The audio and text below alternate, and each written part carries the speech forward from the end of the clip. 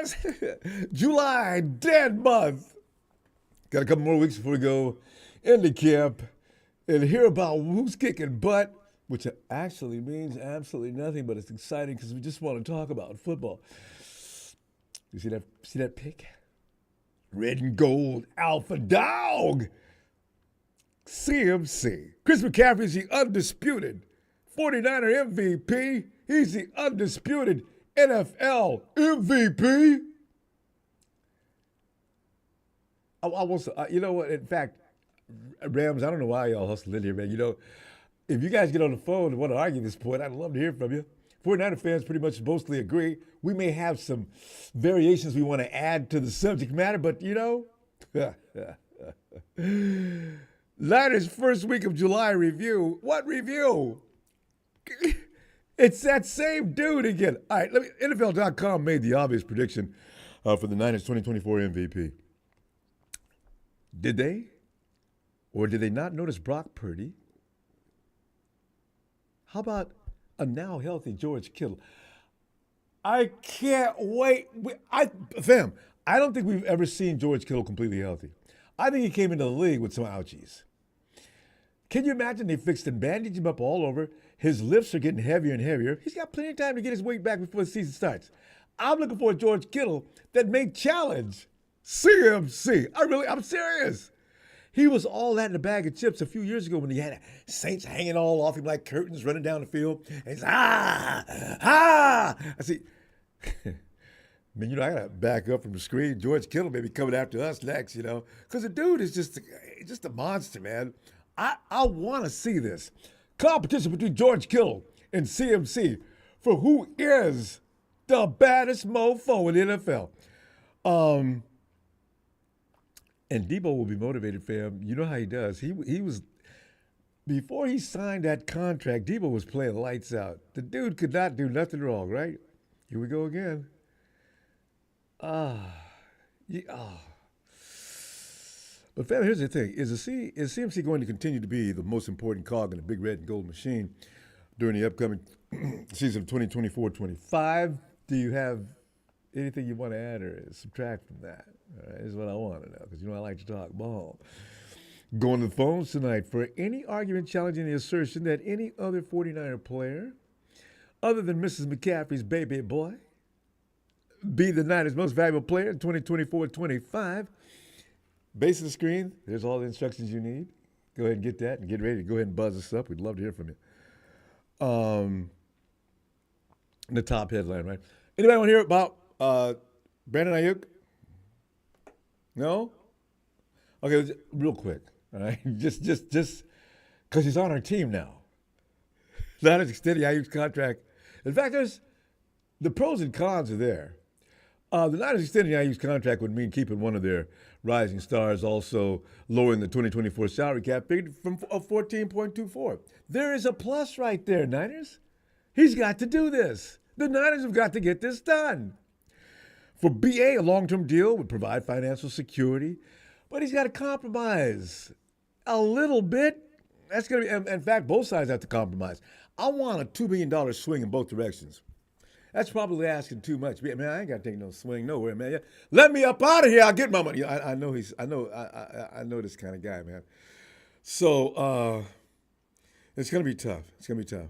They've not come any closer since BA called that last meeting. Was that a week ago? But enter ESPN insider Adam Schefter, Captain Obvious. Although Schefter discussed the 49ers Aiyuk situation on Ohio-based radio station 97.1, The Fan, this week. Schefter stated, quote, "I would expect that he's in a Niners uniform this season." Enlightening, isn't it? The question is it going to be beyond this year? Is this going to be like this year and then, no, we're not franchise tagging you? Thanks for the memories. He's under contract to them, and why would a Super Bowl contending team trade a starting wide receiver for a future draft pick? Question mark. Not going to do that. It doesn't do anything to help you win a Super Bowl this year, unquote, Adam Schefter. Aiyuk recently met with the 49ers at his request, of course, as I just mentioned, although the two sides reported he had a good conversation. What the hell does that mean? What is a good conversation? I think they define a good conversation different than we do. All right, because a good conversation to me is, listen, let's put a deadline on this. Let's both work toward a goal of getting this done mid-July, so we can all go on about enjoying this month off that we only have one a year like this. All right, so let's just go ahead and get that done. No, I didn't have that kind of conversation. They say, how you doing? How the kids doing, man? Hey, say hello to that dog for me, man, when y'all get back.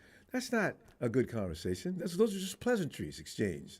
Nothing. And who would define it as a good conversation is silly. And then they said the good conversation, there has been no progress toward finalizing a deal. Thank you, Adam Schefter. And ESPN isn't alone in its high regard for QB Brock Purdy. Former NFL executive Jeff Diamond also ranks Purdy among the best NFL players under the age of 25 on his list for the 33rd Team Daily publication. Purdy comes in at number 6 behind only Justin Jefferson, Micah overrated Parsons. Now, I'm just saying that because the dude only rushes the passer, you know. We could run on him all day like everybody else. Penei Sewell, Sauce Gardner, C.D. Lamb. Jerry, don't you give that dude $32 million and make my life and everybody in the Niner Empire's life difficult. Don't do it. Don't do it, Jerry. You know. And besides that, Jerry, you got to pay Micah. You've got to. Maybe you don't have to pay Dak.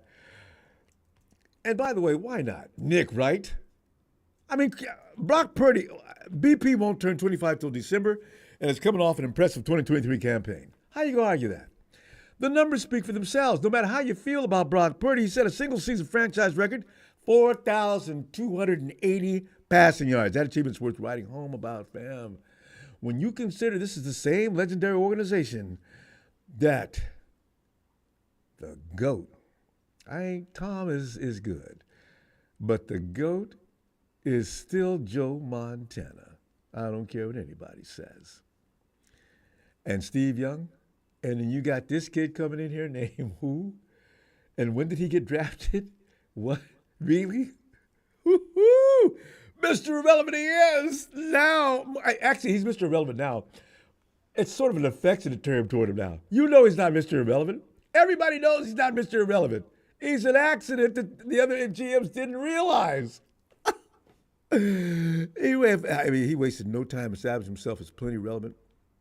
Winning his first 7 starts, including 2 playoff games before his elbow injury in his rookie season, and following it up with a stand-up and applaud 2023 season. BP is ranked 1 spot above last season's NFL Offensive Rookie of the Year quarterback C.J. Stroud of the Texans and Diamonds ranking. Jeff, I don't know, Jeff. You could calm down a little bit. You know what? I'll tell you what I'll do, Jeff.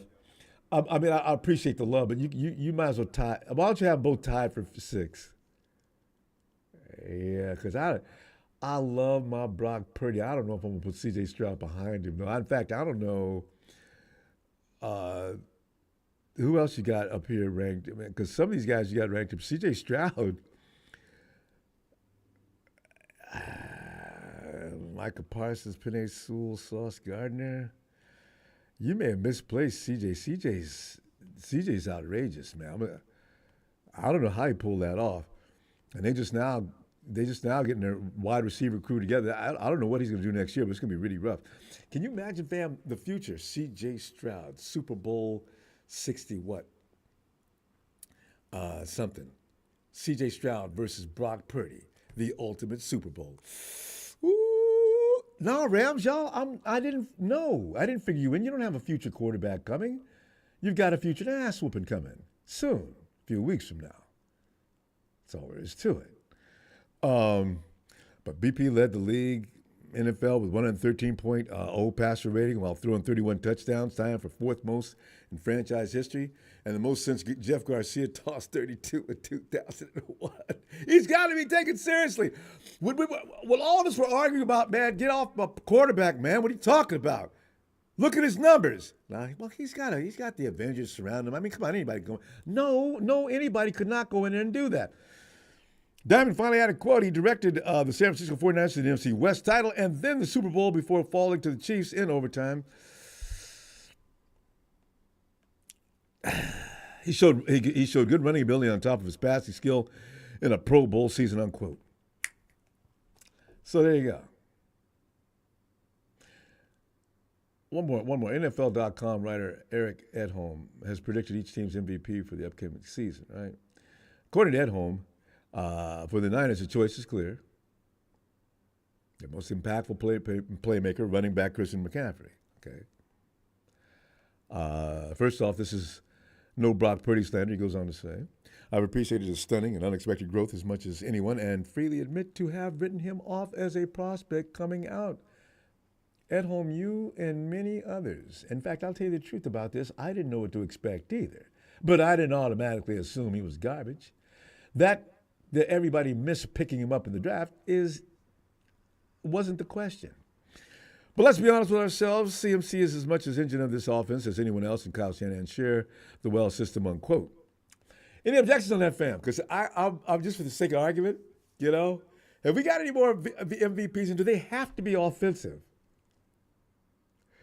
McCaffrey's 2023 scrimmage yards accounted for nearly 30% of the 49ers' total offensive production last season. It's hard to wage an argument, but we got time, right? So, but McCaffrey is no doubt about it. That boy is, man, scored 21 of the unit's 60 touchdowns.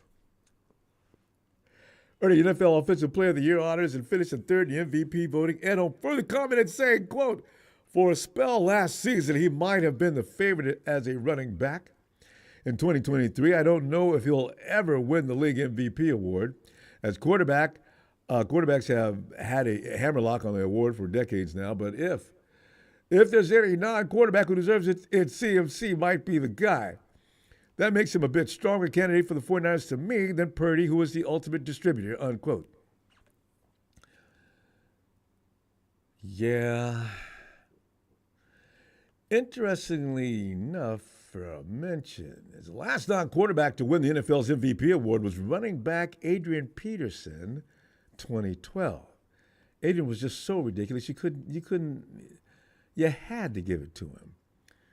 McCaffrey currently has the best odds among non-quarterbacks to earn the honor for the upcoming season, followed by Tyreek Hill. But particularly the top of the list is once again dominated by the quarterbacks. Niners run game coordinator and O-line coach Chris Corser has nothing but praise for CMC, recently stating, quote, he's obviously the offensive MVP for a reason.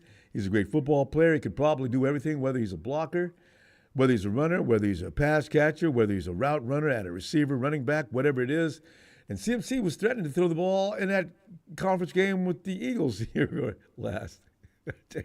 This dude, man, he can do everything but play offensive line on this team. And by the way, Chris, I have a feeling that CMC can do as good a job as some of the people you have on that offensive line. You know how many of us are tired of that offensive line? And every year, well, the 49ers didn't address the offensive line with the gusto they did the defensive line and some other. Well, why not? Let's stay calm.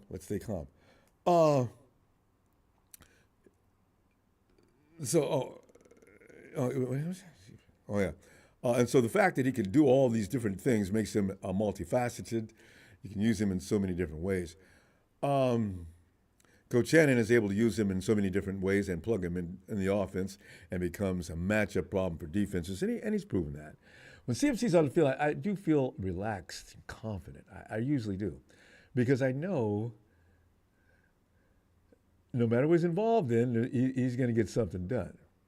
He does give you that relaxing feeling, unlike any other player that we have on offense, as a matter of fact. Well, I will say this, though. I know Steven's going to take a exception to this, but when Deebo gets around that corner in a sweep, if I wasn't relaxed, once he gets around that corner, I'm getting real relaxed in. I'm getting ready to look at. He's looking. Highlight reel. God, do it. God. This is why I'll never hate Deebo. God, that guy's a thrill a minute once he gets around that corner. But the fact of the matter is, teams have stopped him coming around that corner, and that's the secret to stopping Deebo. Don't let him come around that corner. If he beats you around that corner, turn the lights out. It's over. But CMC, fam, does bring a lot of swag to an offense, and will make any quarterback not named Cam Newton look better. Cam, Dak Prescott is better than how many quarterbacks, Cam? What? Okay, let me. Let's. If anybody wants to talk about it later, but back to CMC, who will compete with him for offensive MVP, not only on the Niners roster but the NFL period. Could CMC repeat the award again this year? Oh, wouldn't that be fun? But this year, if it's between him and Brock, I think I might want Brock to have it. But CMC, my God, that good. I'm marketing pro man. Okay, everybody makes mistakes, right? I'm not sure if that. No, I don't know. There's no way to know if CMC does not fumble that ball and that inside that 10-yard line.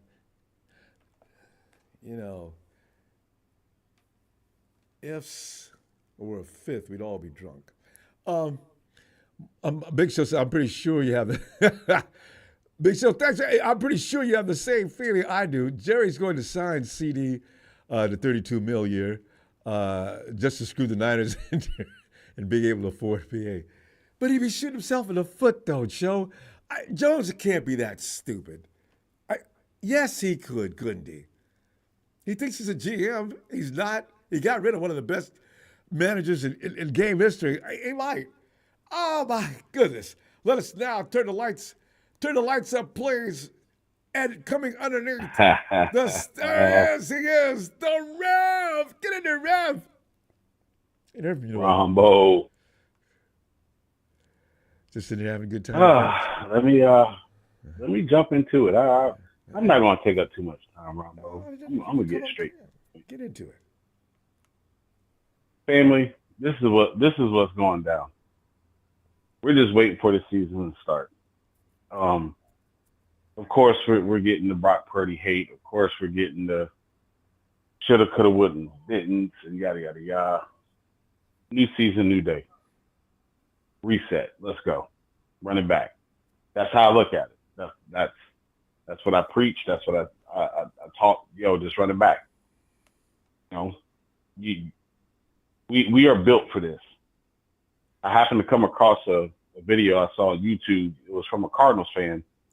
He was talking about, the whole who's the better quarterback in the divisions and all this stuff. And I watched the video in its entirety. And I had to say, if you are telling me that Kyler Murray is better than Brock Purdy right now, obviously you're a Cardinals fan, you want to say that. But, I just laugh at stuff like that. You little lame lamb chops that keep coming in our chats all the time. And I mean, hell, Brock Purdy put up better numbers than Matthew overrated Stafford this past season. Yep. I'm just saying, we gave you a game to make you feel relevant. You're not even. We don't even consider you rivals anymore. We really don't. So Detroit versus everybody. Listen, Detroit versus yourself. You keep jumping in with that same old line, dude. It's getting old, bro. Like what you need to do is just focus on just trying to become relevant. Thank you, caller. Detroit versus himself. Thank you. You know what I'm saying?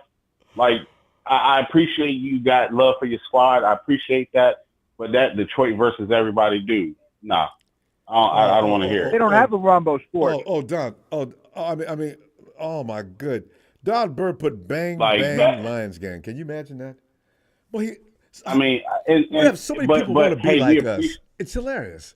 Right, and we appreciate that, Don Burr. Like seriously, we appreciate that. I give you a Lions respect. Y'all made a name for yourself last year, and that's what you're supposed to do. But you ain't built for it. You're not built for it, and we proved that last year by sending you back Detroit versus everybody. And spotted them how many points? Y'all worried about came back from 17 down on them. Like, come on, bro. Like, come on, dude. Brock Purdy shut that down quick. And y'all got Jared Goff. So I say more? I own him. I'm sorry, family. We own him. Even when he was a Ram. Come on now. Like, I had to get that off my chest. But look, we got a new season. We ready. We pumped up. We focused on number 6. Y'all know the Revs mindset has not changed. Will never change. So with that being said, Ronbo, thank you. We appreciate it. Thanks, my beautiful 49er family, repping that red and gold 24/7, 365. Rev going to close it out the way that he do. In order to beat a man, you got to beat the man. Woo! Ronbo, we appreciate it. Thank you. I love you. Hey, Non-Sam, stand up. Don Burr, stop jumping in with that Detroit versus everybody. Just worry about yourself. Lay them chops in the chat. We're just going to keep clowning you. Hey, everybody be safe, be blessed, be strong. Get ready for the season. We got this. That's how we do it. That's right. Not an empire for life. I'll holler at you, Ronbo. Looking forward to it, Rev. All right, fam. Detroit throw every booty. You guys want to hear something really depressing, though? I was looking at the, that rating that guy's got up, the best players under 25? Man, do you know the Lions had 5 dudes in there? Texas had 3. That's crazy, isn't it? I know, right? I said, my God. Well, Detroit's whole team was just young, okay? But they got a few. The names they mentioned, though, Young can be good, though. I can't argue. Yeah, I mean, the a lot of growth there. Yeah. But they're going to be like us at some point, and they're going to have to sign those people, re-sign them. Can they do it as in? I mean, the genius that goes on in the 49ers office, Matty. I'm impressed with how we have kept that nucleus together. It really is impressive. Strong. It's lasted longer than I thought it would. Same here. We've only had a couple of guys lost. I still feel bad about DeForest Buckner, but for the most part, we've maintained a solid core. Yeah, we have for a while now. Is MVP going to be challenged? I mean, is CMC going to be challenged by anybody on our squad, anybody in the NFL? Is he the ultimate warrior? Is he that guy that if you got him on your team, he's like the MacGyver. He's like the MacGyver in the toolkit. Because have you ever imagined what we'd be like without him? It's a disgusting thought, and we haven't had him very long, which is really the funniest part about it. And we were pretty decent without him, but I feel like we just leveled up. We're exactly at least a level. I mean, 100%. I feel comfortable as long as he's out there with that look on his eye. The camera zooms in on him sometimes. You can tell, you can see a player that's possessed. I love it when he's going down the tiger. That's just, give him the ball. Give him the ball, guys. Give him the ball. Oh, I don't want him running off tackles. Give me the ball. Time. Feed me. All right. God. Yeah, no, it's and it's so funny. I remember like it was yesterday, man. When we traded for him and he came over, it's just everybody running their mouth again. Oh, CMC this, CMC that, and then CMC ran all over their faces. First thing, he's injury prone. You guys haven't got nothing. Oh, especially the Rams. They were trying to outbid the 49ers. Silly, wasn't it? I know, man. Oh. Envy. I love envy, especially when it's coming from other fans. I love that. Oh, yeah. Well, and, you got to understand, too, at the same time, some of that trash talk from the divisional guys is just out of pure jealousy. Oh, yeah. Oh, undiluted. I don't blame them. I'd be super jealous. Yeah. I don't really appreciate Derrick Henry. Seahawk, I'd be so pissed off. Yeah. So, it's... just the thought of that makes me want to vomit. Yeah. As I mentioned, George Kittle, I suspect you're going to have more than one guy grabbing the headlines this year. I got a healthy George Kittle for the first time probably in 4 years. What is that like? George Kittle had a decent year last year and the year before. He has a decent year every year. What is it going to be like if he's feeling good? He's pretty consistent now that he's healthy, playing through all those injuries that he's been playing through, but now that he's 100%. What is that? Yeah, no, I think we're going to level up again this year. What does that look like? Yeah. I was going to tell you too the other day, Ronbo. I'm gonna be going into enemy territory in a couple months. You're going to be going up to. I'll be in the Seahawks stadium. Oh man, I got a Metallica concert to go to. Oh, Metallica. Well, at least the Hawks will be there with the 12th man throwing them scarves all over the place. It'll be. Yeah, there's some Hawks fans there, but they won't be wearing the gear probably. You never know. They might be. You should wear yours just to antagonize any of them that are there. Hey, man, what are you doing here, man? I'm here to see the Metallica concert. Back off. Yeah. Because we're not talking football today. You know what? That's the only stadium the 49ers have not overran. I mean, when we go to games away, it's usually a percentage of us versus a percentage of the other team. Oh, man. The Hawks have found a way Especially to make in sure LA. we don't get enough tickets. LA, we seem to swarm that place. It's all red and gold. You know, the tough one is when we go to Arizona, because they wear similar colors to us. Yes. So we just kind of blend in down there. Yeah, everybody's red. And I know we got a large contingent of 49er fans there because I've seen some of the get-togethers they've had at different places and venues. Yeah, it's huge. So, well, and then like you said, you know, like I haven't seen a real 49er takeover of the Seahawks stadium. That just I don't really, even though they're garbage, I still don't see that happening. Right? How does that happen? And you'll see when the 49ers come into town, on both sides of the road, just a large contingent of 49er fans welcoming in the buses and everything. I said, you know what? How do they keep all those people out of the stadium? Because that's a lot of people. But it does not overrun. It is a lot of people, dude. Hawks Stadium. No. Anyway. Nope. So I'll give you the intel on it. It looks nice. Yeah. So, but yeah.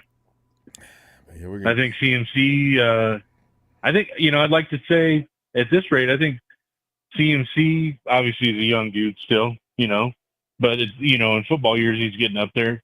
I would like to see him retire with us, man. Yeah. Because you know what? As a running back, he should. Need 3 more years, maybe 4, and then call it a day. And I would say that'd be a perfect lifespan. Yeah, go out on a high horse, man. Go out with your numbers up high. Yeah. Don't. I don't know. Don't pull a Barry Sanders though. Couple of trophies. Don't go out way too early. Yeah. No, well, he wouldn't do that. It's too late for him to go out. Well, Sanders went out really early. It's because he played for Don Burns' team. I think Sanders would have stayed around a little longer if things were different. All those big-time names, I agree. That's not a normal thing for a superstar to do. Just up and say, look, I'm done. That doesn't happen. I'm done. You're like, what? So they got to do that. Same thing when Patrick Willis retired, we had what's his face coming in right behind him. Why am I even drawing a blank? Oh, real beast. Number 50. I always forget his name. Yeah. But my God, he was amazing. Yeah, he was. And I figured, okay, Patrick Willis is down. We got somebody good to fill in. Like we're not going to skip a beat. And then he's like, I'm going to retire early. Even Willis said great things about him. Because God, man, incredible. He could play. So but you know what? We've had, we wouldn't have got Fred. I have a feeling they wouldn't have drafted that high had they known that we were going to pick him up. So, I don't know. Probably not. You're right. Things happen for a reason. Anyway, Matty. I agree. Yeah. Well, look what we got. We got look at the guys we have. Yeah, things do happen for a reason. We got Brock Purdy. Things happen for a reason. And we've been pretty blessed. Fred Warner. Oh, we're thinking about Chris Borland. Yes, that's the one. Yes, that's the one. That guy was magic, bro. But anyways, Ronbo, so when are you going to be back in? You going to be back in Sunday? You know what? I think I'm going to be out next week. Let something develop. So we'll probably have another weekend review next Sunday. Unless something crazy happens.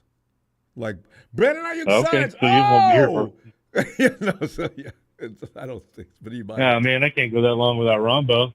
All right, I'm gonna go ahead and sew up some loose ends and do some things that I'm trying to slide by with that people are holding me. Hey, look, aren't in your team in remission? What do you mean remission?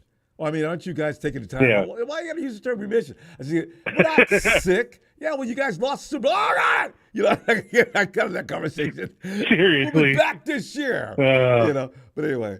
Killing me. We'll get back. But I got to get some chores done. But anyway, I will see you shortly. All right, Matty. Have a great night. All right, buddy. Have a good night, bro. Thank you. You too. Hey, yo, Steven.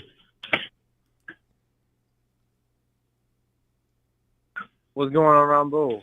Steven, I got to tell you, Deebo's going to challenge CMC. I I don't think so, Ronbo.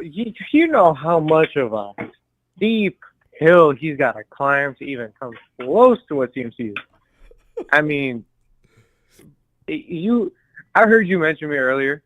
Yeah. You knew I was going to go in on that. I was waiting for you to get to me. I couldn't wait.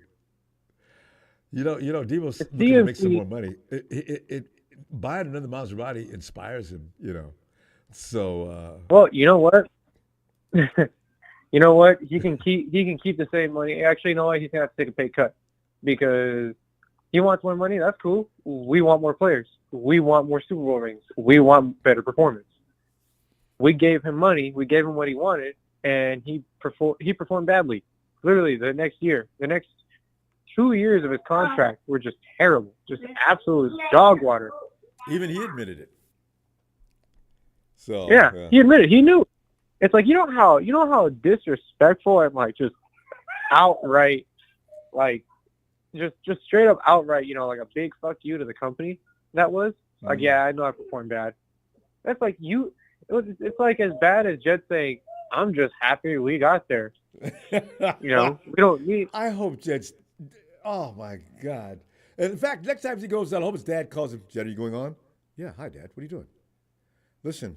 Stay away from those little cliche, silly statements. Don't go in there and say you're grateful for just having been there and participating. We're not giving away, or we're not stacking up participation trophies, all right? Just know that. He said Jed's probably apologized to his family for that every day since. You know what that reminded me of when he said that? And it gave me PTSD. Oh, my God. It reminded me of when they released Kaepernick and Jed York came out in public and said, "Oh yeah, our organization is about character and we don't condone that kind of stuff." And I was like, "What are you talking about?" Do you remember that press conference? I do not remember. Because I always thought Jed supported Cap and everything he was doing, socially. Did Cap do anything else? No, he did nothing else other than kneel. And Jed York, when they asked him about why they released Kaepernick, he said, "Oh, our organization stands firmly on such and such, and we build character here. Our stance is we're what was it? We build character and respect through our organization." And unfortunately, that his beliefs didn't align with ours. It was something like that. But he essentially, word for word, verbatim, he said, "Our organization is built on character, and that's what we are. And that's why we parted ways with Kaepernick." And I got so mad. Ronbo, I was like. Cap got cut because actually Coach Shanahan didn't want him. No, it was solely because of that, and that was the beginning of the end for Kaepernick and all his sponsorship deals, and that's the last time we ever saw him in the NFL ever. No, he's been. And I had never got so. I was 19. I had just graduated high school when that happened.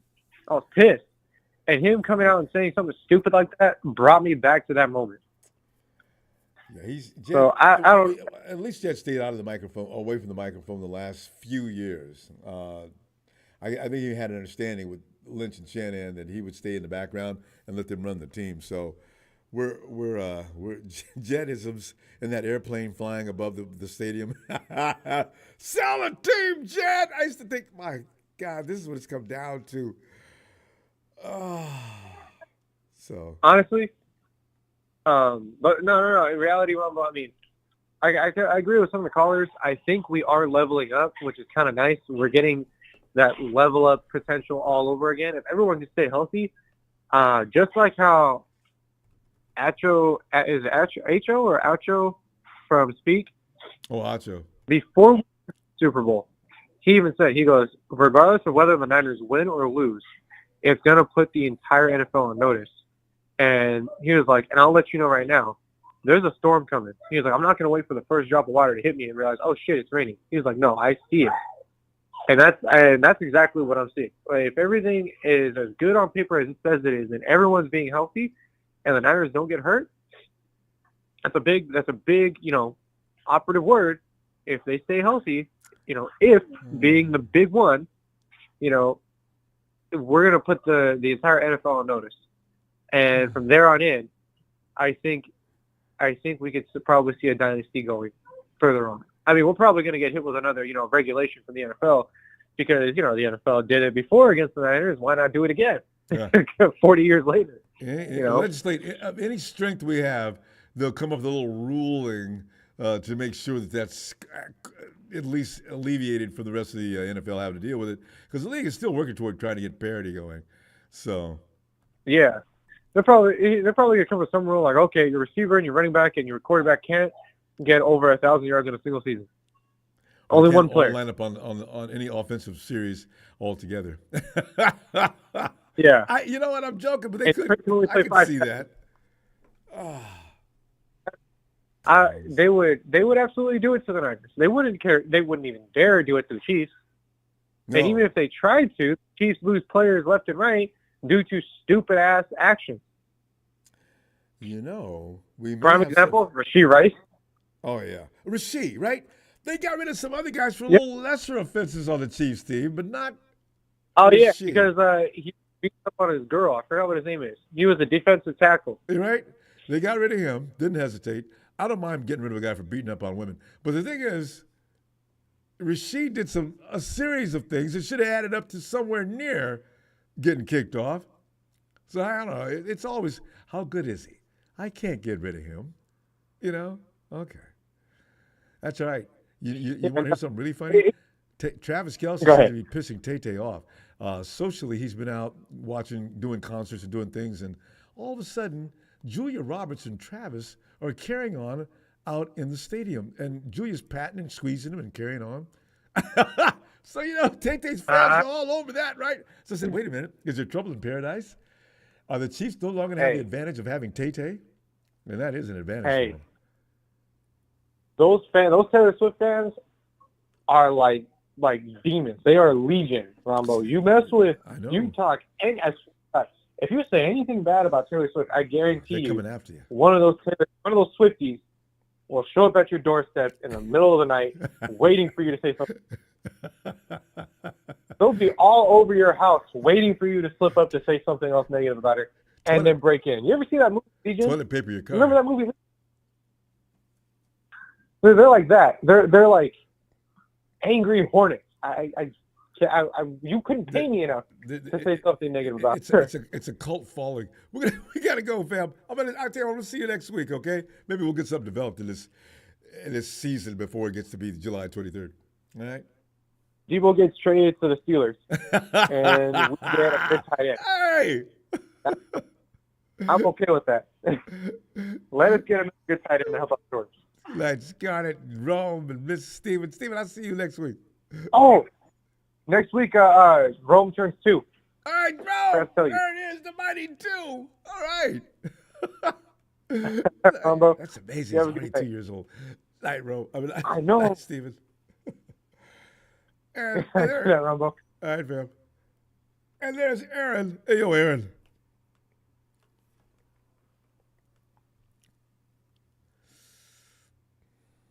Aaron. Oh. Ronbo.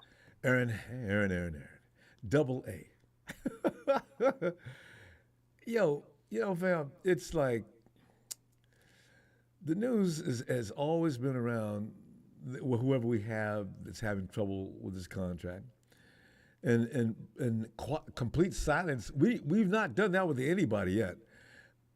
The 49ers and BA, they're not even talking now. Not even saying a word. So if he comes into camp, we should do. It's too bad we didn't have we all couldn't meet up someplace and put a hat out, and run a bet of days. You got to pick the days of how long it's going to be between now and the BA signing. Aaron, when is he signing? And also, do we have anybody on this roster or anybody in the NFL that has the same impact on his team as CMC for the MVP?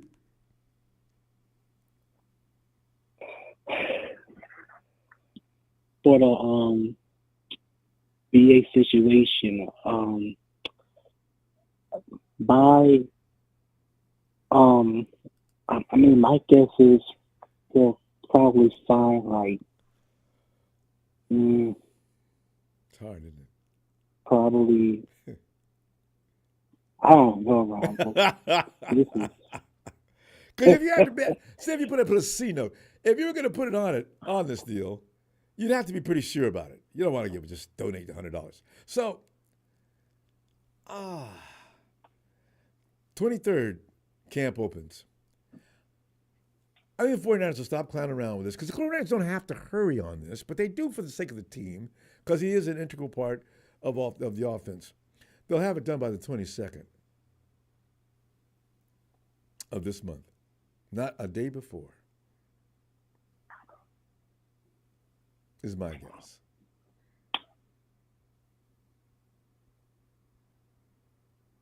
Aaron? Did we lose his connection? Must have. Or the notorious, I forgot to charge my phone. No, I hear a sound. Double A, where you at, man? Oh, hey, I'm back. Okay. I thought you passed out or something. Anyway, go ahead. Where were you on that? We were talking about how many days between now and the BA signing, and also you haven't addressed the CMC thing yet. Go ahead.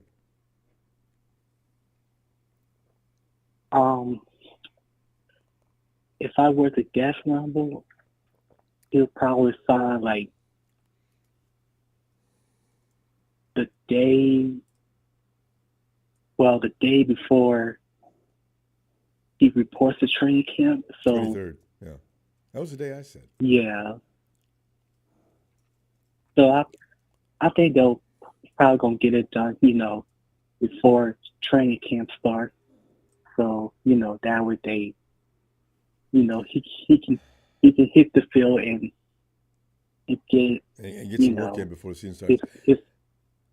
And Double A, the 49ers, they didn't like his attitude. No, they're human. If I was John and Kyle, I'd say, he's seen how we do this, and he's going to come in and get mad and demand things. We're not going to be demanded to do anything, and now he's going to get mad. Let's let him wait.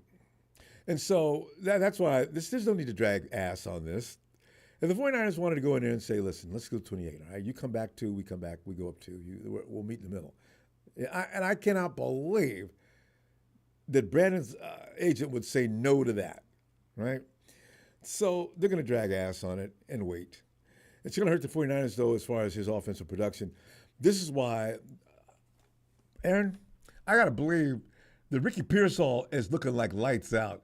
If the 49ers are not, they could care less. They're saying, let him cry, kick, and scream. We got the 5th-year option. He doesn't have to play if he doesn't want to, but he should. And we can trust that he won't. He'll play because it'll ruin his own chances to succeed in the NFL. And if he really wants to get crazy, sit the whole season out, I don't think so. And I don't think he's not. There's no way Brandon Aiyuk doesn't suit out on principle for the rest of the 2024 season. It's not going to happen. And they know it. So Brandon doesn't have any leverage in this. So the 49ers will make him wait. Yeah. 22nd. But yeah, like, let's say if he holds out, I mean, not saying he will, but let's just say he's hold out and says Ricky Pearsall and Jacob Collins go buck wild. And that's what I'm talking about. And the 49ers, and the 49ers said to themselves, well, yeah, let's say the 49ers said to themselves, like, okay, we might got 2 really good receivers. So they might as well trade BA.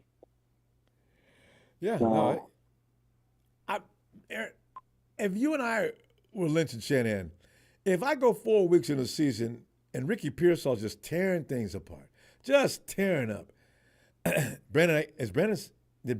anybody talk to Brandon today? No, he hasn't been here yet. Okay, well, get him on the phone. I want to talk to him.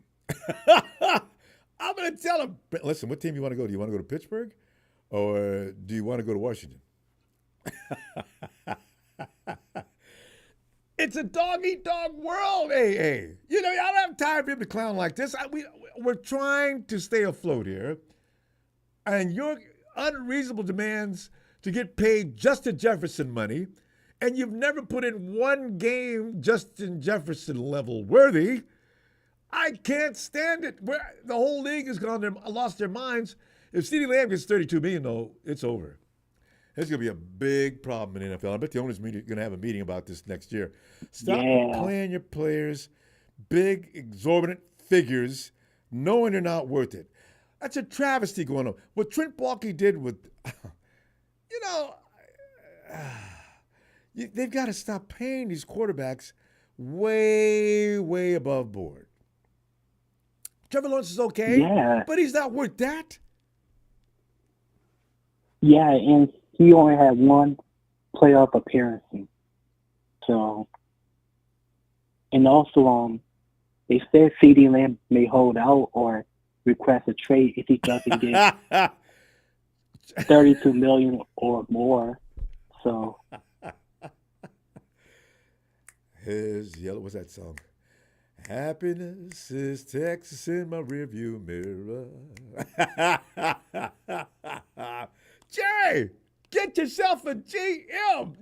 I love it. And Micah hasn't said anything. Of course, Micah owns Bleacher Report now. He's probably getting paid mad money. You notice that? Bleacher Report has appointed him all kind of positions and everything else. Yeah. Hey, we got to go, though. I'll tell you what, I'll see you next week, okay? And on all your Twitter. I see you on Twitter every day. Yeah. It's just right quick, Ronbo. I think the only challenger that can challenge CMC for MVP is Brock Purdy. I think so. I hope so. Because that was Purdy's just tearing up. Yes. I'll be happy about that. Good call. All right. Hey, talk to you later. All right, Ronbo. You have a good night. You too. And let's go get Casey, who's just taking a break from the tables. He's on his way to the bathroom. He decided to give us a call. Hey, Casey. Well, if it isn't the worldwide Ronbo Sports. Casey, man, this is it's really this is July, and we're talking about the 49ers. Ronbo, not much has happened in the last few weeks other than a fantastic wedding. Can you imagine if we didn't have the social activities going on? And I consider Brandon Aiyuk's caper a social activity. Mm-hmm. And then you have people picking on CMC's wife's dress in the media. I didn't see that, Ronbo. Yeah. What are people saying? They think the dress was second rate, that she certainly could have picked out something better. And then, of course, CMC and wifey took exception to that. They made statements back on the comment. And, of course, the person who was on, I think it was TikTok, if you're going to hold public weddings, then expect to gather some criticism. And they, at that point, decided that person was evil. It was going back and forth. I was reading that. I was laughing. I said, you know what? Some people just have to do this. I have to say, I think Olivia's dress was one of the most elegant things I've ever seen in my entire life. So I agree. I don't see. This is what trolls do. You look at people in our chat. These are people. Casey, have you ever trolled anything? Who started it? I've trolled Rams and Hawks, not over on their websites, but when I see them on Twitter or some other social media, neutral ground, I troll them. But see, this is what. And I'd also like to say that I think what she was wearing at the reception was one of the hottest things I've ever seen in my entire life. So I really don't know what these people are thinking, Ronbo. Did you see Kyle? Did you see Shanahan's suit? Mustache Kyle. He's got to keep that on until they win the Super Bowl. He should. Guys had his hair all slicked back. He looked like Don. He sort of. He looks like Johnny Tightlips back there, Rumble. Hey, I see a lot of things. Well, there's a Don Shanahan. Don Shanahan. Yeah, exactly. Yeah. Don Kyle. Yeah, exactly. Don Kyle's even better. I like that. Anyway, Case. All right, since you're feeling, let's do this. Let's do projections. When is Brandon Aiyuk and Kyle Shanahan and John Lynch are going to finally sit down, break bread, throw back the suds, and shake hands and say, all right, let's go win some football games? When do you think that day is going to come? I don't know, Ronbo. I at first in the offseason, I thought Brandon was handling everything very well. And, a few calls have made me think that, maybe the 49ers don't necessarily need to keep Brandon Aiyuk because he really didn't have that good of a postseason. And, that one call that was talking about the 3-game stretch where, where was Brandon and stuff. I don't know. It's tough, Ronbo. I mean, he had 7 games of 100 yards or more. When Brandon goes off, he really goes off. He's kind of like their Klay Thompson, right? Yeah. When he's not busy, he's just not busy. But when he is busy, he's real busy. Mm-hmm. That's a good comparison. But I don't know. I think you need Brandon because how certain are we that Deebo's going to play 17 games? Yeah.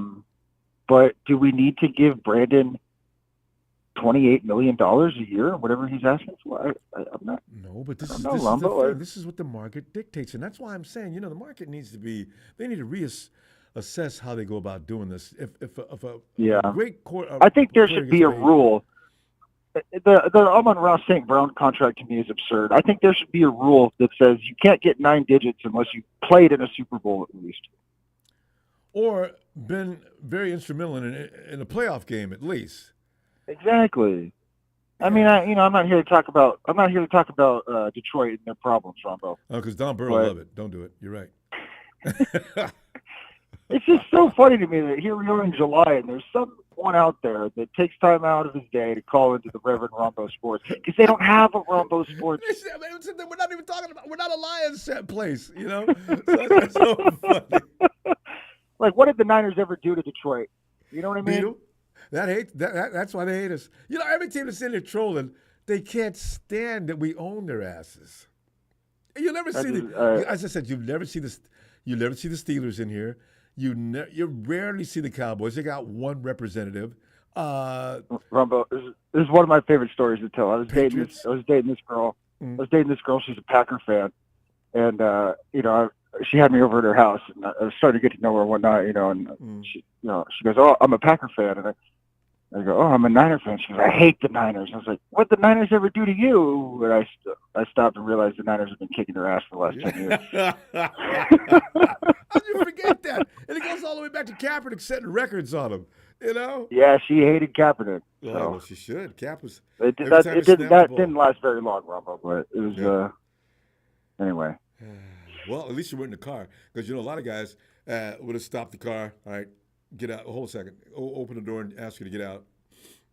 We're in the middle of nowhere. Well, you know what? Our relationship's in the middle of nowhere. If you're going to talk about the 49ers that way, we've got nothing else to talk about.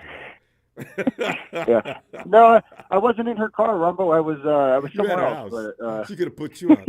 Or if she had a bad dog, let him in the house. Oh, man. Yeah, like I said, Ronbo, that was not the longest of my relationships, but I'll never forget that because it was like before the sentence came out of my mouth, it was like 4 of these just wonderful 49er wins came to my mind, and I realized there's probably a lot of people out there that really hate the 49ers. Oh. I think if I wasn't a 49er fan, I would despise Christian McCaffrey. Oh. I would hate Christian McCaffrey if I wasn't a 49er fan, Ronbo. Oh. And the way they get up when they George Kittle out there celebrating and having a good time.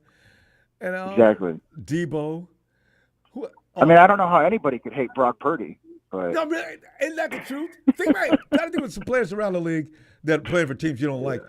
Russell Wilson actually never, by his demeanor, never really made me that mad, except for that commercial they did that year. But otherwise, Russ didn't do anything. Richard Sherman, like everybody else, had me just on fire. Well, Ronbo, while you're saying this, I can't help but think about Russ eating Thanksgiving dinner at Levi's. I don't subscribe to this, Ronbo. I don't agree. But Rich had him up doing that. I don't know if he would have even thought of that. That's Sherman, because remember Sherman also had the platter walking down through the tunnel, letting every 49er fan see, I got the turkey. Ronbo, I'm not sure if you remember this, but there were 2 goals I had in life. One of them was to outlive the Queen of England, and the other was to see Russell Wilson leave the NFC West. You've accomplished. Your bucket list is filled.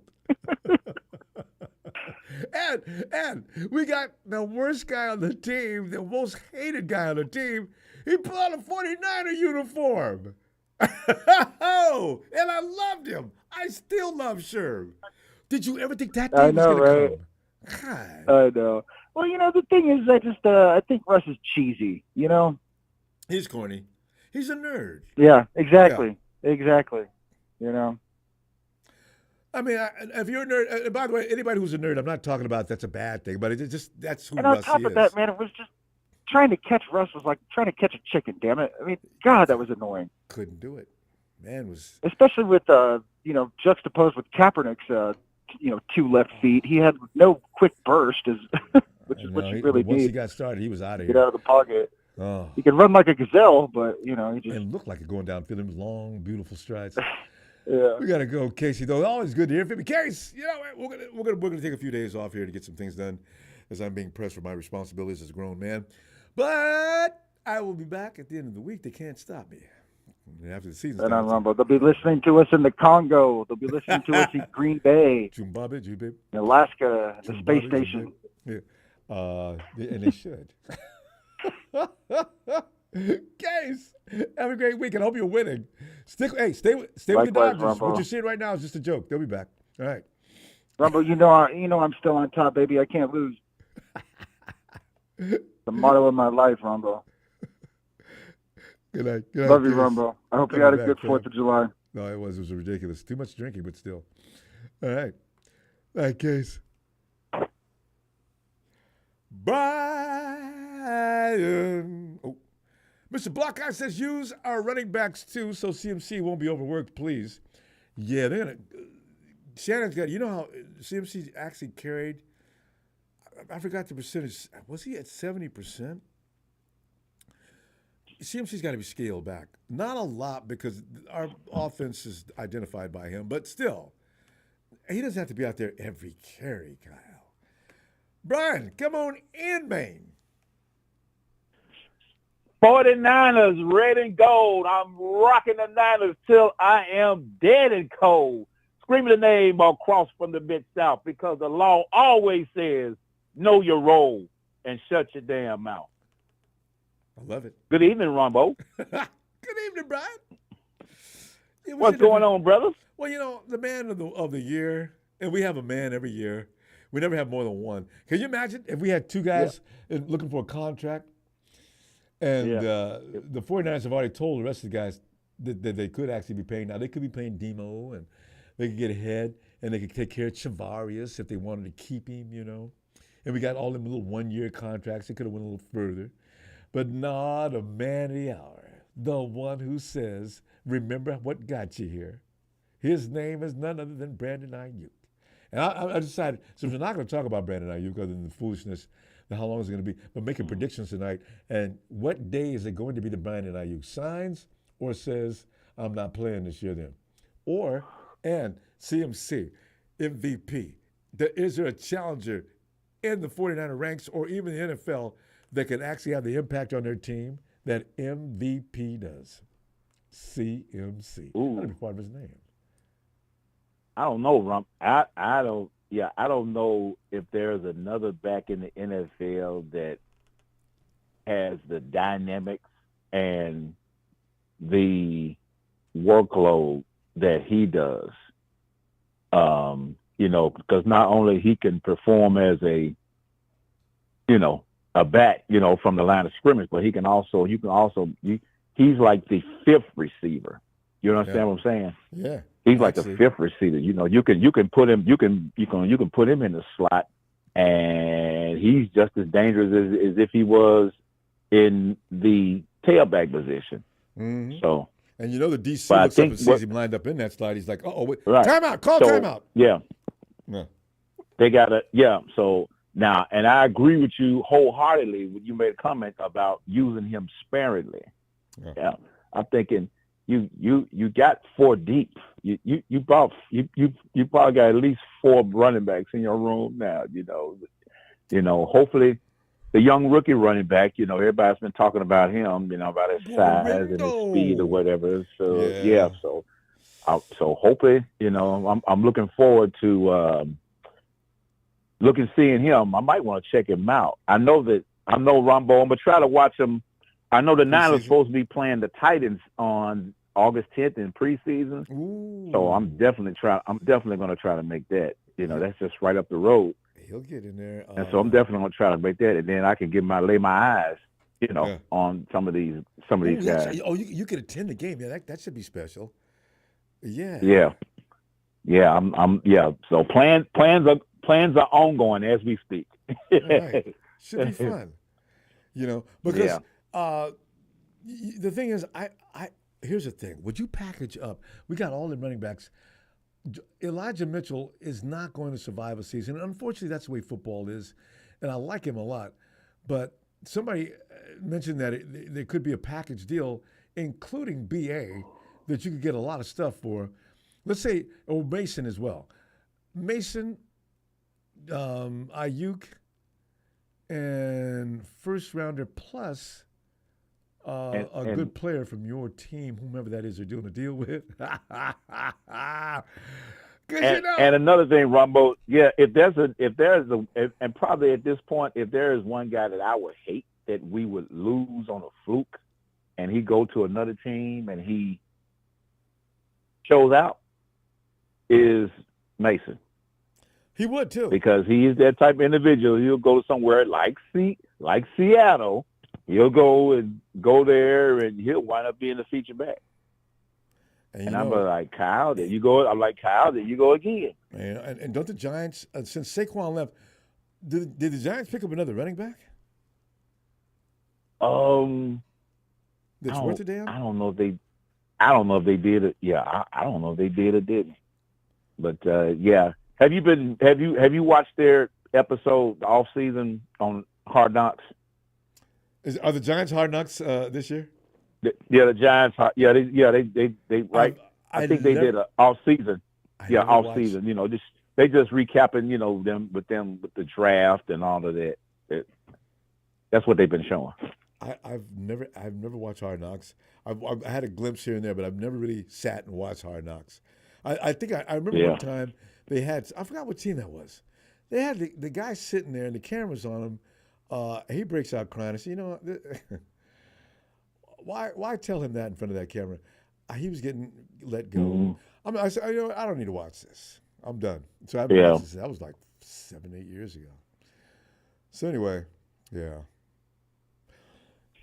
And I think it is, since we talk about our favorite wide receiver, Brandon Aiyuk, it is my prayer that they get this deal done before the season starts.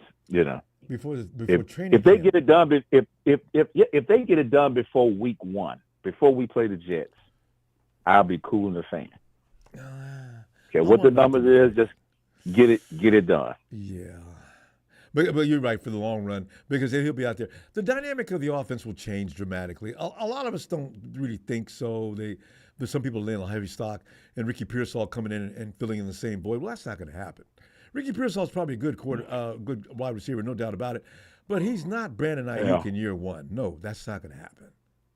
So, he's going to have a learning curve, just pretty much like when Brandon Aiyuk went through when he came through. You Yeah, have to go through that. You got to go through that. There's no way around it. So we need Aiyuk. It's a difference, it's a difference. You facing SEC cornerbacks, and now you facing pretty much all pros every week. Yeah, lockdown corners, and stuff like that. And not even on the outside, but in the slot as well. You have some. Some of your best cover guys are in the slot. Also. Yep. Right. So, but contrary to what some people believe, and I'm back off that wagon about let him go, I don't want him gone. I agree. You don't need to get rid of Brandon Aiyuk. Get his butt in here and let's go. No, I think they need to exhaust until you exhaust all and every possible scenario, hope and prayer. You don't, and don't give him away. If the trade is the only solution, whatever like that, at least get something. Get something for him. Don't just give him away. Now that's for Jed York and all the John Lynch and all them guys. Well, they won't, because the fact is, I don't know how much truth is involved in the fact that they went to Washington and got an offer that the 49ers really didn't appreciate and said no. And I still think that offer was not necessarily for – everybody said it. No, it was for BA. Really? They didn't want Deebo? The 49ers weren't ready to part with Deebo? I wonder. So anyway, we'll never know. Yeah. Anyway, fam, we'll call it that. But I'll be back next week looking for you. We're going to take a week off and get some things done that I'm being held pressured. Sounds good. All right. You're not gonna be there Sunday. So you're not gonna be there Sunday. Yeah, as a matter of fact, starting this Sunday's gonna be a problem too. So yeah. Okay. We'll see you next Sunday. Yeah. All right, Ronbo. Shout out to you. Shout out to the faithful, and shout out to production. The law is finally out. And Law, boy, we appreciate you too, fam. All right. Can't wait to talk to you again. All right, fam. All right, Ronbo. Take it easy. Yeah. And Mr. Black Eye says, Bell, great, which need to go off to be in our depth. Question mark? Yeah. Ronnie Bell is probably, I suspect Bell just probably might make the team. All right. Sounds great. Grace had too much time, so I'm not sure what's going to happen with him. So, anyway. Well, all right. Sounds good, guys. What's going on? Hey. How's it going? Yeah. Fam, hold on. You got to just hit the phone and then hold. We got everybody lined up, okay? Sorry, fam. Hold on. I'll get to you as fast as possible, okay? Appreciate it. Sounds good. All right.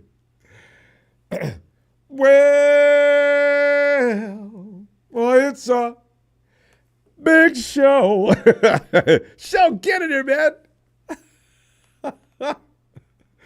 What's up, Ronbo? Show, man, I'm just looking at whether or not that CMC is. I was trying to find an argument, but I really can't find one. So this is kind of a silly topic to jump on. Is CMC going to be challenged this year as an MVP candidate for his team? And of course, that means he'll be the overall MVP. If you're the MVP of the 49ers, you definitely are better than everybody else, right? That's talk about leveling up. And then, of course, show your favorite subject matter. I have decided to back off and get off the wagon, and I am saying, don't back off, Ronbo. Yeah. Don't be a flip flopper. I gotta do it.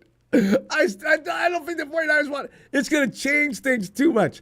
They're gonna sign him, but they're gonna mess with him just because Ronbo, there's no indication anywhere at all whatsoever that they're gonna sign him right now. None. No, none. Hasn't been for weeks.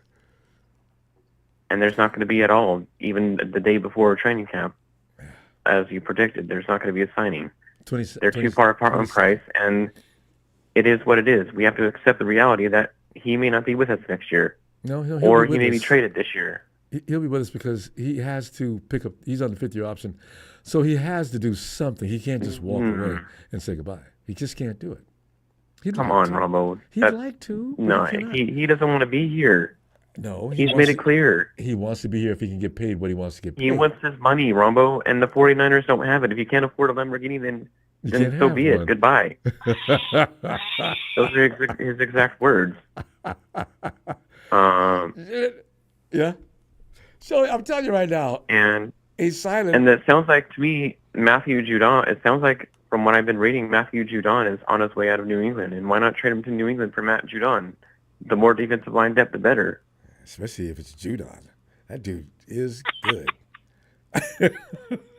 So but I got to tell you, the offense will just shift in too many directions as the 49ers don't. The 49ers cannot afford to not go back in. Yes, they can. With guns blazing in the same fashion as last year. That's too much. Yes, they can. Ronbo, we made it to the Super Bowl with a young Deebo Samuel, a dancing Kendrick Bourne, and Emmanuel Sanders. Come on. I mean, reminded me of Michael Jackson.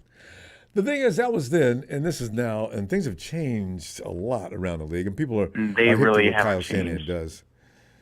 So he's. But anyways, as far as I'm sorry. As far as Christian McCaffrey goes, there's nobody on this offense that's going to beat him for MVP. And as far as offense goes in the entire league, there's nobody going to beat him. I don't think, unless if it's Patrick Mahomes or Joe Burrow or Josh Allen or somebody like of those. So just say you hate the Niners. Just say you hate our Niners. That's fine. Get out of here. Get out of here. You know. You said it once.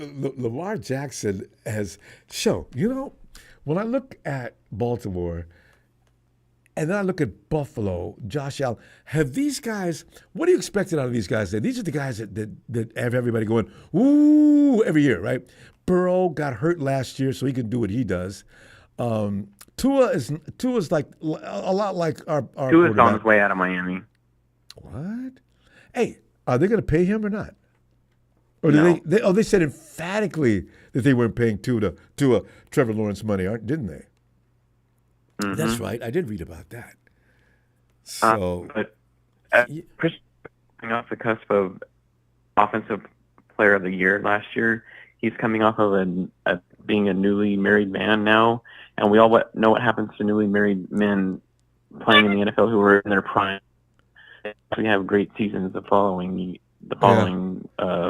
the incoming year. Yeah. And I believe that's what's going to happen again with Christian McCaffrey. He's inspired now.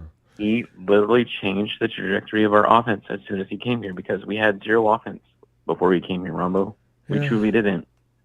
Well, we had a little bit, but it wasn't nearly it wasn't reaching its potential. He was a shot in the arm to us. Let's be real. Yeah. A literally shot in the arm. We were on life support on offense before he came here. So you know how you talk about how Fred Warner was your choice that year when I was crying about who was Fred Warner.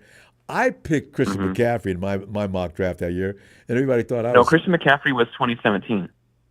Yeah, I picked Fred him. Warner was 2018. No, I'm just saying. Yeah. I'm just saying. Oh, in 2017, okay. I picked him in my mock draft. But what are you doing, man? Nobody picks up a running back in the first round. Yeah, but guys, listen, I'm telling you right now, this kid is not your everyday running back. I'm taking. He's my number one pick at number. I think we were high in the draft that year too. You were absolutely right there. And I remember losing shit when we selected Solomon Sloppy Thomas. It took me 3 years to get over that. That royally pissed me off too because I had us taking Myles Garrett that year, but he obviously went number one. Wait. Garrett, yeah. I think 2017. No, Thomas went the same year as McCaffrey because they were from Stanford, and Kyle was just up there. And I says, you know what, this guy would be awesome for Kyle's offense. They're going to get him. And we needed a quarterback at the time too, and my alternate was Deshaun Watson. Massage my legs, please. Stay hurt. Deshaun Watson. Mahomes should have been the guy. But aren't you glad we didn't pick up Deshaun Watson? Because we got great massage we didn't know shops anything about Mahomes in that California. year, honestly. Yeah. But yeah, Myles Garrett was my first choice, and then Watson was my second because he had just come off a championship and he had the pedigree to be a quarterback. And Mahomes. Yeah. But so didn't Myles Garrett? He was wasn't it the same year? It wasn't possible to get him because the Browns picked number one. And unless the Browns we were number two that year. Yeah, unless the Browns didn't take him. We were number three. I think we were number 3 in 2017. We traded down, right? Yeah, I believe so. McGlinchey. And that was the year that Mitchell Trubisky. Was that the same year we got McGlinchey at number 10? No, 2018. McGlinchey and Fred Warner in the same draft. That was number 2. So these years, Myles Garrett and Bosa weren't in the same year. Josh Allen, the other edge rusher, and the Jets defensive tackle. And remember the raging arguments we had over all three guys? Yeah, it was Quinn Williams, Josh Allen, the edge rusher, and Nick Bosa that year. Yeah. I had largely advocated and wanted us to draft Josh Allen, the edge rusher. Yeah. He reminded me a lot of Alan. He reminded me a lot of Alan Smith coming out of college. But that's why the beginning, we were laughing because you were talking about that big edge rusher that the Packers picked up, and now that dude's good. It took him. That was actually my second selection. If we were to trade down, that was not my first. My first was always Josh Allen. Yeah, but the point is that year that you saw the talent that few of us saw. I just thought he was big. Yeah, He was too slow. and he's getting around. Look that at him corner. now. He's one of the highest paid ushers in the league, and as is he's not Fred doing Warner. so bad. That says a lot. So, but yeah, there's nobody that's going to be Christian McCaffrey. Nah. MVP goes. You're right. If he stays on our team, if he stays healthy. but he has a lot of competition in the entire league. Like I said, with Patrick Mahomes, as long as he's living and breathing, he's a it boy. He's the face of the NFL, and they apparently love Kermit the Frog voices, and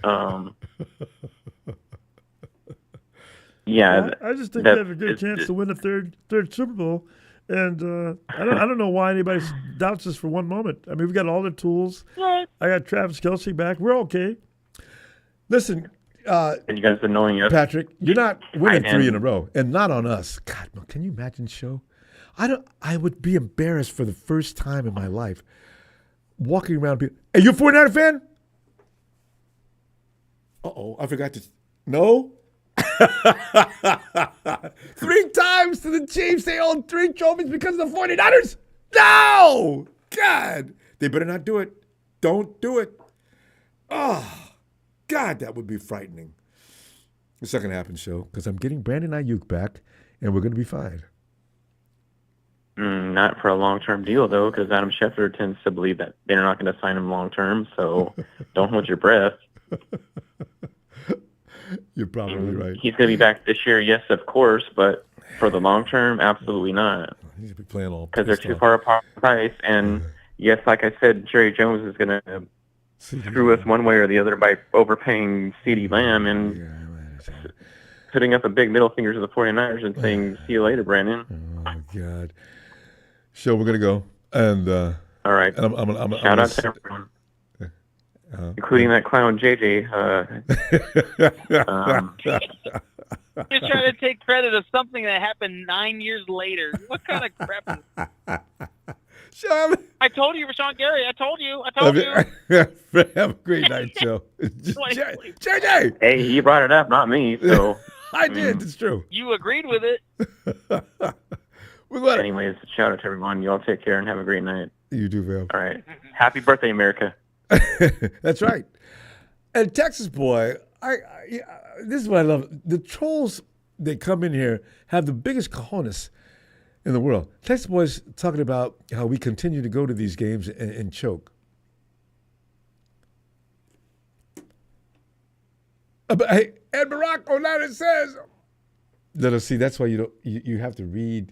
Don't read it yourself first. You almost got me.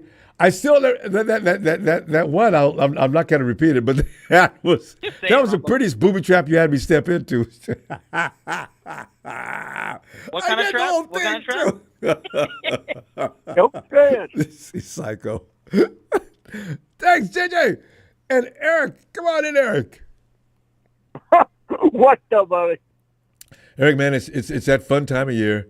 Nobody's getting their feelings hurt on a weekly basis, and there's no pressure, and you don't have to hate on certain analysts on the football dailies. You know, that's actually, we should appreciate this time of year more than we do, Eric. But we're all anxious to get into the season, right?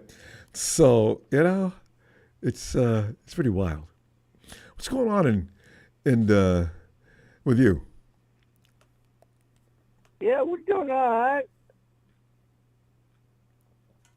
I read an article today where you guys are definitely going. The Rams and the Hawks are definitely a threat to the unaware 49ers. You know what? I welcome that. You know why?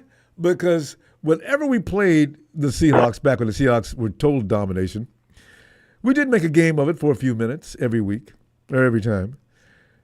And then that play at the end of the game where Russell Wilson stands there and pretend like he's going to pass the ball. You got I don't know how the field would be spread out in such a way that was just unbelievable. There would be vacancy out in the middle of the field. Every game in the fourth quarter, somehow that void would be created in the middle of the field. Wilson would stand there. The 49ers would over-pursue, trying to grab him. And he'd look around to his left, his right. Okay, I was waiting for that. And take off and run for 40 yards. Yeah. Oh, and I sat there, Niners, he baits you into that each and every time we see him. and I'll be damned if you don't go ahead and do it anyway. Where's my coach? I need to talk to him. You've got to realize that has got to stop. So, it's going to be fun. Yeah. You guys should be competitive. I don't see Pete Carroll being gone, like I said, is going to be a different rebuilding situation. Will this guy have the same stuff, or will he be better? Wow. Yeah. Could be. Because, I don't know. I'm not sure if Pete lost respect of that team, and were they out there playing for him 100% all the time. I wonder how many. You were the guy to ask, Eric. How many people are still in support of Geno being the starting quarterback and not drafting one? I don't know, but I tell you, I'm not one of those people. You like Geno? I mean, Geno is a good quarterback and all, but I just feel like we should have gone with a draft pick. Yeah. Yeah. Well, the 49ers have we pretty much built the team from the inside. You get everything the quarterback needs all around him, and then you find a quarterback. But that takes too long in my way of thinking. 49ers got that done kind of quickly, but still, it's a risky way to go. Because what you guys are building now, you got a lot of good, solid support out there for the quarterback already, it appears. So it may not take long. Okay, so did you have a good 4th of July, bud? Always. 4th of July is really the silliest holiday of the year, but it's fun because of the food and everything else, right? Because the fireworks and all that stuff. Eric, try to think of the last time you saw fireworks that looked like a surprise or something unusual or something different. Since we're little children, right? So as far as, okay, we're going to drive up to blah, blah, blah, and we got some space for it now. We're going to sit back and watch the fireworks, right? Listen, just make sure we pack a lot of good stuff because, while you guys are watching that, I'm going to be dozing off and after all the food we've had. Yeah, I tell you, with me, on days that I'm working, or whenever I know I'm working the next day, I literally have to shut my window at night because it's so loud. See? And man, I really wonder if there's any impact on the environment from those fireworks. I'm surprised that people who follow this kind of thing and are doing their best to enforce better behavior from us haven't found some way to say those fireworks are killing me and creating more of the same thing that's killing the planet now. Because we all have carbon. I mean, from what I understand is carbon footprints are created every day when we just breathe. So there's nothing that's gonna, I guess you could accelerate it, but it's hilarious. I don't know. You gotta have it though. It's a holiday. So yeah. So yeah, I mean, it's getting kind of hot out here these days. That's why it's very convenient. The 4th of July is when the weather's fine. Isn't that amazing? Fireworks, everybody out eating for commercial. I found out years ago that Jesus Christ was not actually born on December 25th. I was crushed. Ooh. Production's getting all me. We're supposed to be talking football. Derek, what else you want to add? Well, yesterday, I got to go see my niece and my nephew go in their pool. So that was a lot of fun. Oh, okay. Yeah, all right. That's how you do that. Yeah, I like that. Yeah. Unfortunately, I was only outside for a couple of minutes at a time. And in that time, I just got so burned and all of that. Yeah. So, bang, bang, bang, bang, bang. Boom, pop. Yeah, okay. Yeah, I mean. Yeah, I got it. And it can happen at a moment's notice. I know. Anyway, we have to wait. At least we have to wait till next year for it to happen again. All right. Tell you what I'm doing. Hey, Eric, let me see you. I'm not gonna be around for a few days, so I'll see you next Sunday. All right? Yeah. Oh, okay. All right, pal. All right, fam. All right. Oh, what am I saying? No, I'll be back next. No, I made a mistake. I'll be back next Friday and Sunday. Yeah, 2 days. Yeah. All right. Hey, yo, Charles, get in here, Charles. I'm delighted you showed up here tonight because I noticed I missed you that night. I was talking about Diamador. The 49ers are concerned about getting him signed as fast as possible. Charles!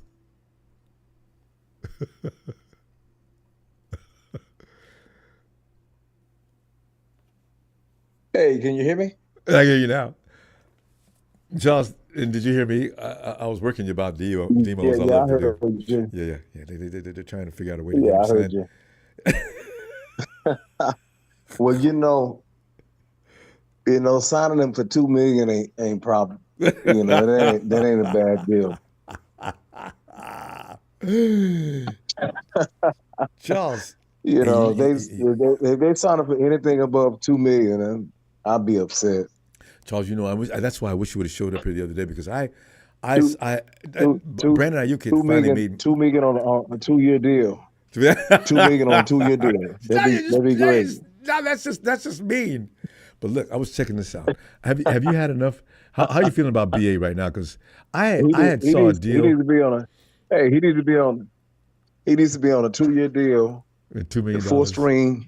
Yeah. Fifth string quarterback. Cornerback. That's what he needs. That'd be a good deal for him.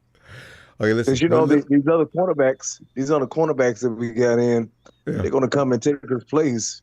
You think so? I mean, that's why they got him.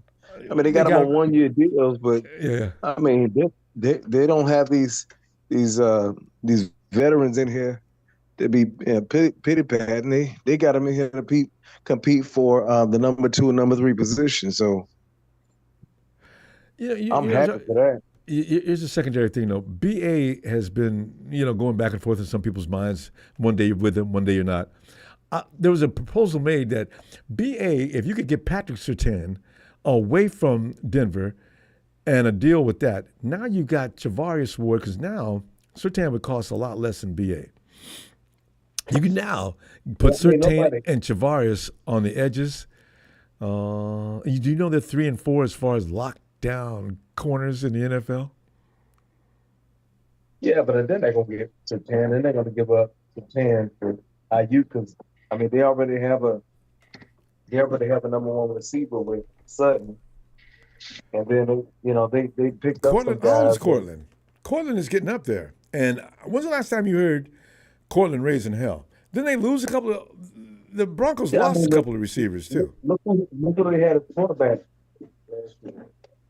I mean, I know wasn't that Rusty Wilson? Yeah. So I mean, they're not going to trade for Aiyuk. He's a number 2, number 3 receiver at best. They're not going to trade for him. They're not going to trade for him. Hey, Charles, did you say that? Do you consider Brandon Aiyuk a 2 or a 3? Yeah, he's not a number 1.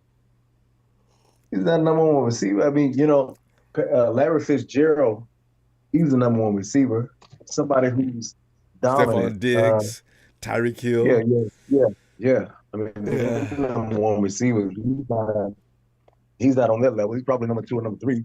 You don't pay number 2, number 3 wide receivers. You need to go to the meeting next time the 49ers meet with BA and go ahead and explain to him. Yeah, I mean, but if he thinks the 49ers are going to give him, 25, he'd be great. He would be great if he accepted an $18 to $20 million deal.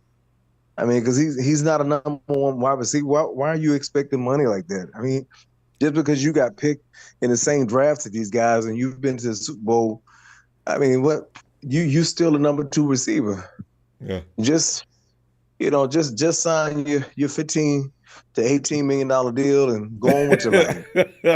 I mean, that's you got it below 20 now. That's real. That's real. I mean, nobody wants to pay you that much that amount of money when you're not physically dominant. You can't. He doesn't have elite speed. He doesn't have great height. He's 6 foot, maybe 6'1". And what I don't understand is why is he such a hurry to get to Washington? And the Steelers talk like they plan, if they got him, they'd pay him what he's asking for, which is really confusing to me because I said, the Steelers are going to pay him $30 million? Washington would pay him $30 million? No, he needs to get, like I said, between 16 and 18 million and go on and, enjoy the rest of his career. Yeah, I know, whether with the 49ers or some other team, because I mean he's not that guy. He's really good, but he's not that number one receiver. No, I don't think he's that the kind of good he thinks he is either. But the thing is, he is for the 49ers. He's the best route runner we got because we haven't invested in those kind of playmakers for our wide receiver room. Because you remember we was all about Yak up until this year when they picked up Ricky Pearsall, who's apparently, from seeing him play, that boy can run some routes. So the 49ers are going to go back to a more of a finesse game. So, But, the one thing that Ricky Pearsall doesn't have is, proven years that he can stay healthy. And so, that's the one thing. Has he got a history of being hurt? No, I'm just saying he doesn't have proven years in the NFL of staying healthy and playing and producing at a high level. At the NFL level. Brandon Aiyuk has top tier receiving experience, and he's been in I don't know how many playoffs. I mean, they should, they should tell him, hey man, we want you back, but you're not gonna. Brandon Aiyuk is not gonna get the money. The top tier money that everybody else is getting. I mean, look at the receiver outside. I think Smith is opposite of AJ Brown in Philly. I think he took $25 million and went home and he was happy. I mean, just take 20. If the 49ers offering you $25 million, take that. If they offer you $20 million, take that and go home. Hey, Charles, but that's their fault live too. Live long and prosperous. Yeah, see, because wait a minute, who said no? Well, wait. Somebody when that offer was made, they should have before everybody else got paid. They should have just made that deal at 25. Now, see, now you got all these guys getting paid mad money. And so now he feels slighted if you give him anything less than 30. So it's a problem. Yeah, but he probably wants a lot of guaranteed money that they're not going to give him. And he probably wants the contract structured a certain way. And that's probably not what they're going to do. But I believe they offered him a pretty average deal. He probably thinks he's worth more than that, but he needs to. He probably thought he was going to get traded before now. I mean, I was hoping that they would trade him before now. I think that would really. That would definitely be you're done with Aiyuk, huh? Drafting somebody. I love Aiyuk. But they drafted his replacement. Why would you keep him there if you drafted his replacement? Now, let's make sure he is a replacement first, though. That's my only problem with that, though. He may or may not be. So. Yeah, I mean, but I agree with that. He's, he hasn't proven that he can stay healthy and he can be productive. Or whether he could actually play at this level. Who knows? He might have a rookie year like Rice did. Right, his rookie year he kept dropping it. Or he may look like lights out. He's one way or the other. It's like you don't know what's coming. Anyway, Charles, good to hear from you again. We'll see you next week. Yeah. All right. Tate says we're an ungrateful fan base. Not me, Tate. I want to keep Aiyuk. All right. I can't wait for training camp to start. You can't wait to see Amendola and Avery Thomas slide on that cornerback depth chart and get cut before the final regular season game. I can't wait to see that. As they say, I'm gonna pray for you, Charles. But you know what? But you know, like I said, one last thing. You Real know, quick, like Charles, I said, way out of you know time. yeah. You know, like I said, you know, $2 million for Domino Lenore for 2 years. That'd be good. All right, love you, Ronbo. Have a good night. Fam, night, Charles. $2 million. Boy, we get a deal on that one. Jimmy, would you stop making things up about me? You're always putting something in there that I never thought or said. I didn't say I thought I knew when Jesus Christ was born. I said I didn't know he wasn't born until December 25th. That's all I said. Do not pay. When Jimmy Bull quotes me, do not listen. All right. Anthony!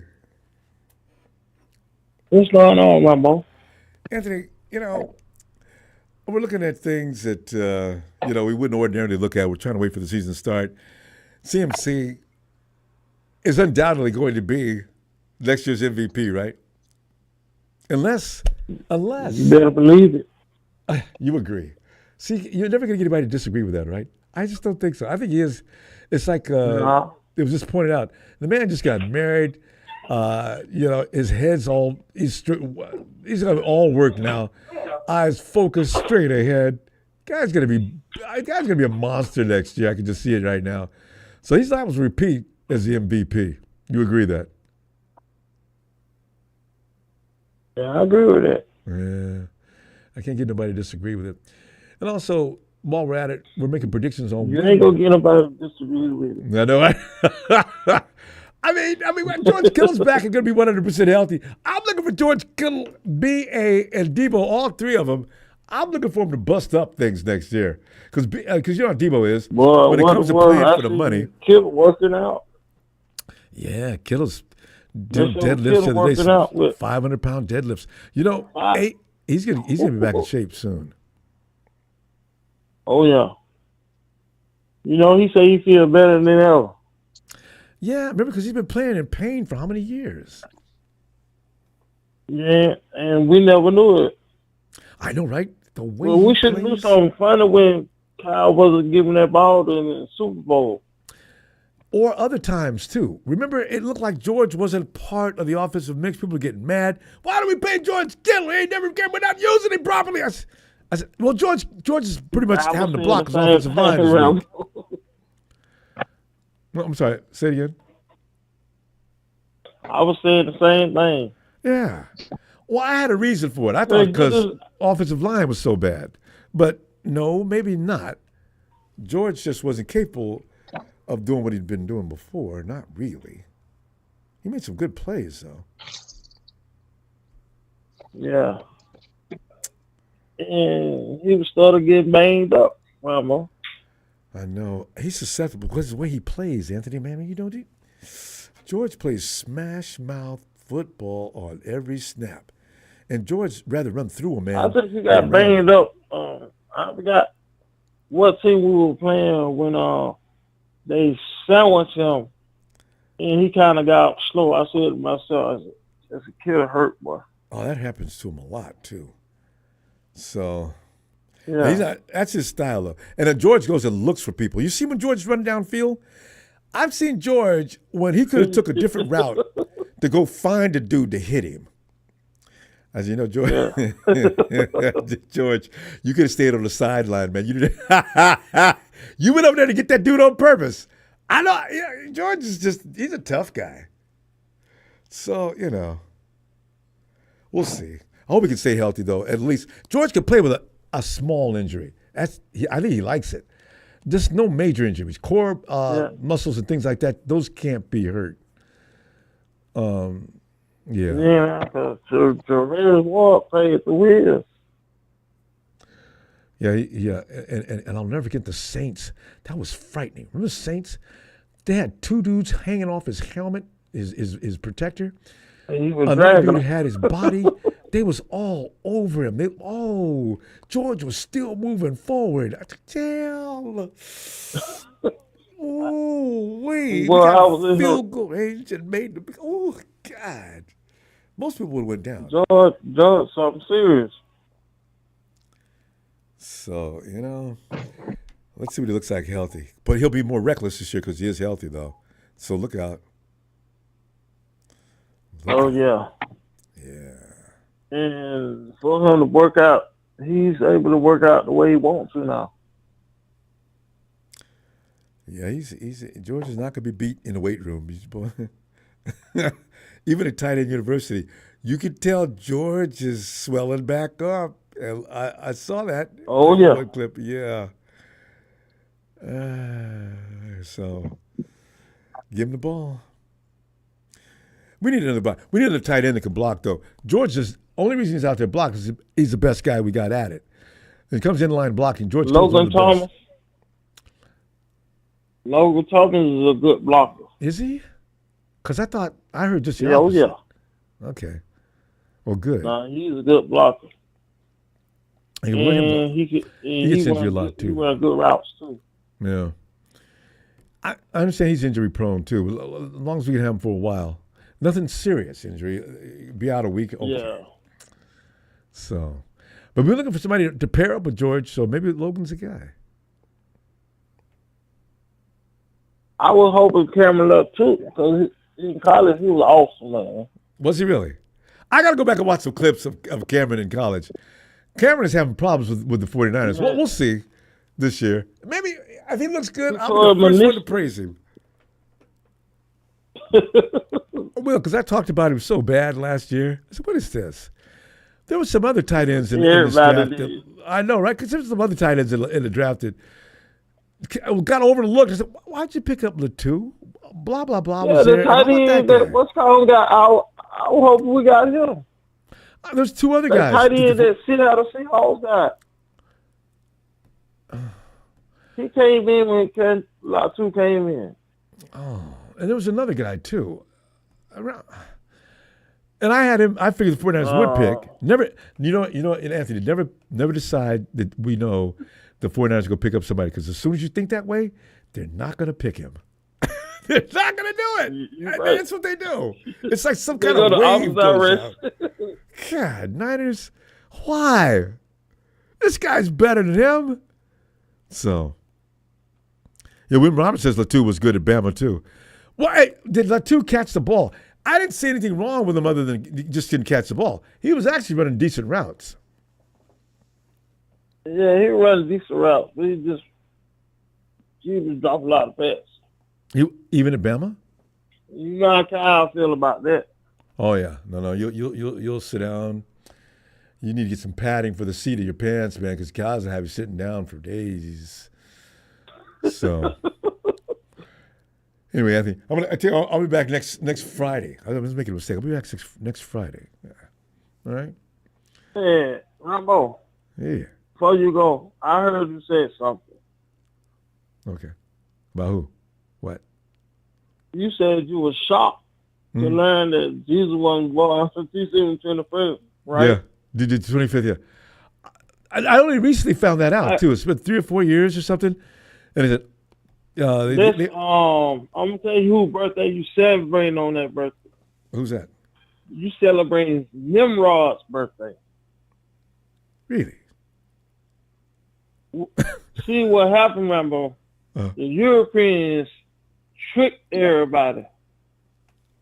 They tricked us. So Nimrod was a great soldier. His parents, the Bible tells you not to celebrate Christmas and the Bible tells you not to celebrate that. Those are Easter and Christmas are pagan holidays. Those are the days where they worship the dead. And Nimrod had died. So when they brought the Christmas trees and the ornaments, his mama was waiting for his return. So that's whose birthdays everybody celebrates. I wonder how many people are aware of that. Okay, Anthony, thank you. That is wow. All right. The Bible tells you know what the Bible calls people who celebrate Christmas? A Nimrod. I've heard the word. People have called people Nimrod as a derogatory term For my entire life, I've heard people refer to as a Nimrod, and I didn't know who Nimrod was because I was that kid in Sunday Nimrod school. was a great warrior. He was a great warrior. Yeah. When he went into a battlefield. Oh. Okay. Nimrod slept with his own mother, Rambo. Okay, that's enough information. Anthony, I'll see you next Friday, okay? All right. Have a great week, fam. So you're not supposed to celebrate Christmas. The Bible tells you. Okay. You know they call people in the Bible. They call them heathens. Oh God. God refers to those of the heathens who celebrate Christmas. My grandmother used to refer to us every time we behave. Y'all heathenous children. Why don't y'all learn to mind? We be raising the roof. We gotta go, Anthony. I'll see you next Friday. All right, bro. Oh man, great night. Hey, Tony. Hey, Ronbo. Tony, has anybody ever out of anger called you a Nimrod? This is amazing. You learn something every day, even at this point in life. But I remember being called a Nimrod by guys who were pissed off. You Nimrod. I didn't know what they were talking about. Woo! I guess, Tony, you probably referred to Kyle as a Nimrod on several different occasions.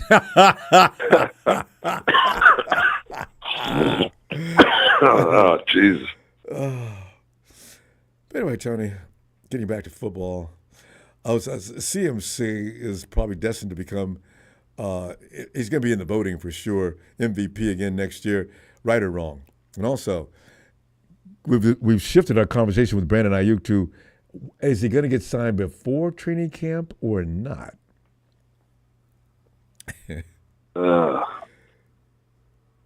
I mean, in regards to CMC, Ronbo, that's like, it's a little bit premature, don't you think? Well, yeah. Everything we say this time of year is premature. I don't even, wow. It's like Kyle Shannon. I don't even know if I'm going to be alive when the season starts. That's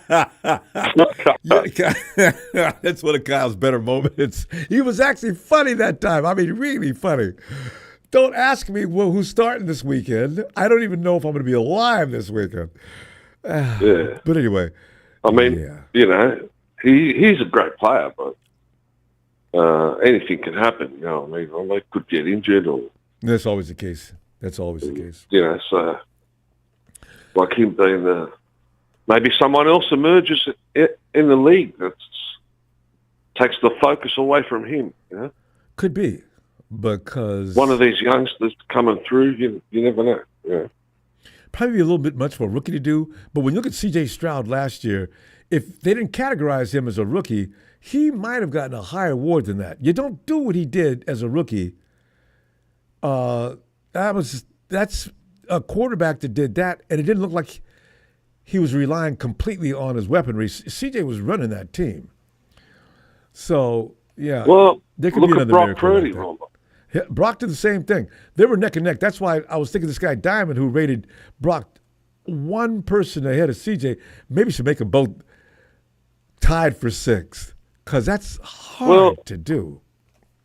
I don't know about neck and neck because let CJ Stroud play through an injury with his elbow. See how it goes. That's true, and just recover later. That's true. You have to take that into account. This guy started the season still rehabbing. Good point. Real good point. You know what I mean? And he's still got no respect. No respect whatsoever. Game manager, this, that. It's because of Kyle Shanahan. In our team, Ronbo. Yeah, you guys. Yeah, if it's not one thing, it's another. You know what I mean?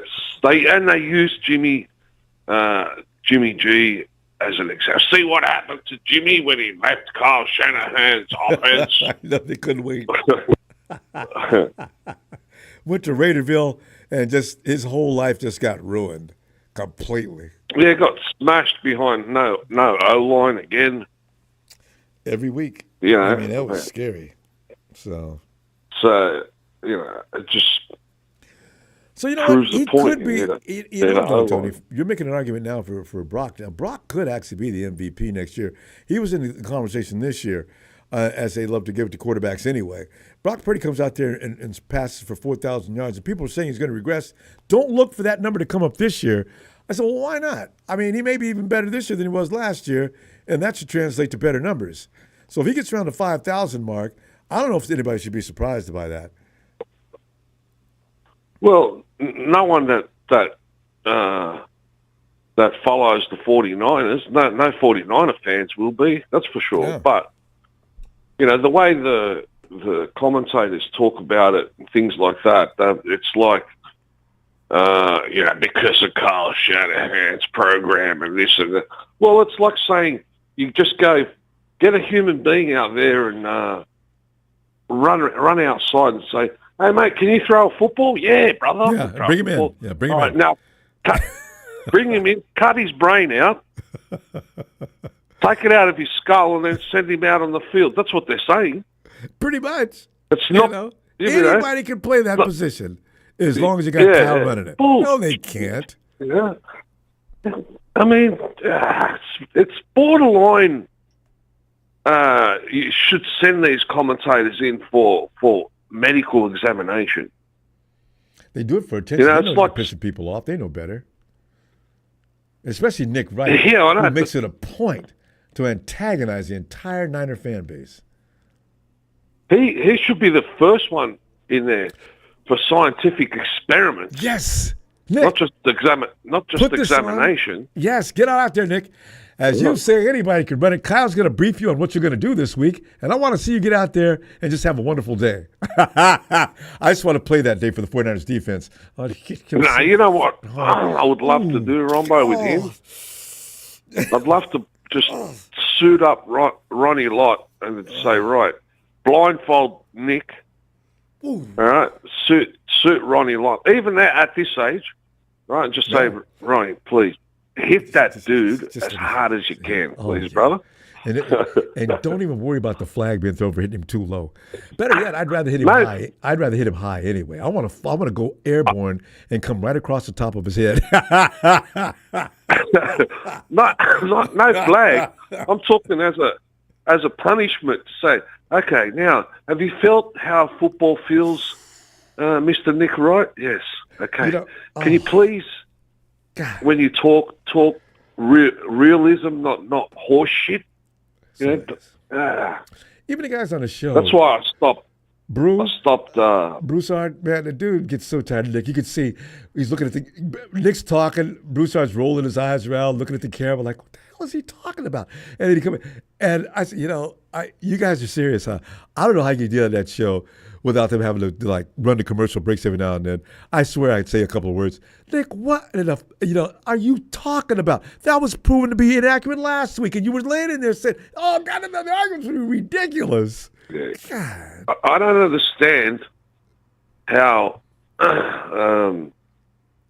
do that on live TV, and they think to themselves that people are stupid. They can't see through what they're doing. They're getting desperate, Ronbo. The TV channels are getting desperate because there's a lot of content creators that break it down, like us here.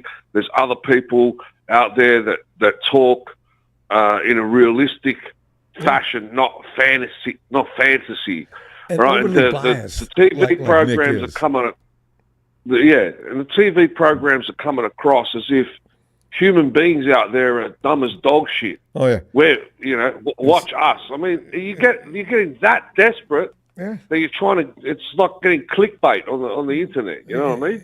Insulting your intelligence if you don't know any better. And there's some people who do take it that way. They know Nick's talking trash, and there's several others too, but they sit there and they watch and listen. So. It's working, and it's a formula they're going to continue to use because it gets the desired effect.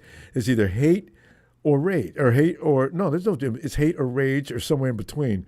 But Nick Wright's got to have, I'm surprised he's able to walk down the street or go into a public restaurant or anything like that because, man, you imagine seeing Nick Wright across the room when you're in a restaurant? Fucking Nick Wright. Oh, I got something to say to him. And, I'd throw a tomato at him or something. Nick, can I get your autograph? And by the way, I want to say something. Yeah, now. Tony, we're talking about Nick Wright, and the clock ran out. We're going to talk about 49ers next week. Nick Wright could cause a whole show to go wrong. Oh, God. Anyway, next Friday, I'll be back looking for you. All right, well, maybe something will happen. Hopefully, Brandon will get signed. Not until the 22nd. I've told Show, Big Show. My belief is that it's all about the guaranteed money, nothing else. The APY can't be killing that bad. All right, Tony. Always a pleasure. Have a great day. All right, brother. All right. Cheers. Shout out to Evan Ellis, Big Show, Papa D, the usual suspects, and catch you in the next one, brother. Looking forward, Tony. Cheers. Cheers, mate. There he goes. Tony and I, man, we love to play defensive line. Nick Wright's back there. He has claimed that anybody can play quarterback for Kyle Shanahan. All right. I'd pay the offensive lineman, though, because I want a clear shot. I don't want them slowing me down. Guys, listen, $1,000 next snap, all right? Each. Please, let me just have them for one snap, okay? Don't. Hey, yo, Ellis!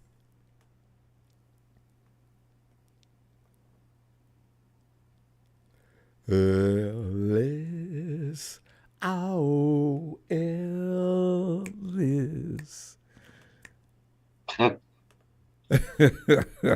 Ellis, I heard that. Ellis.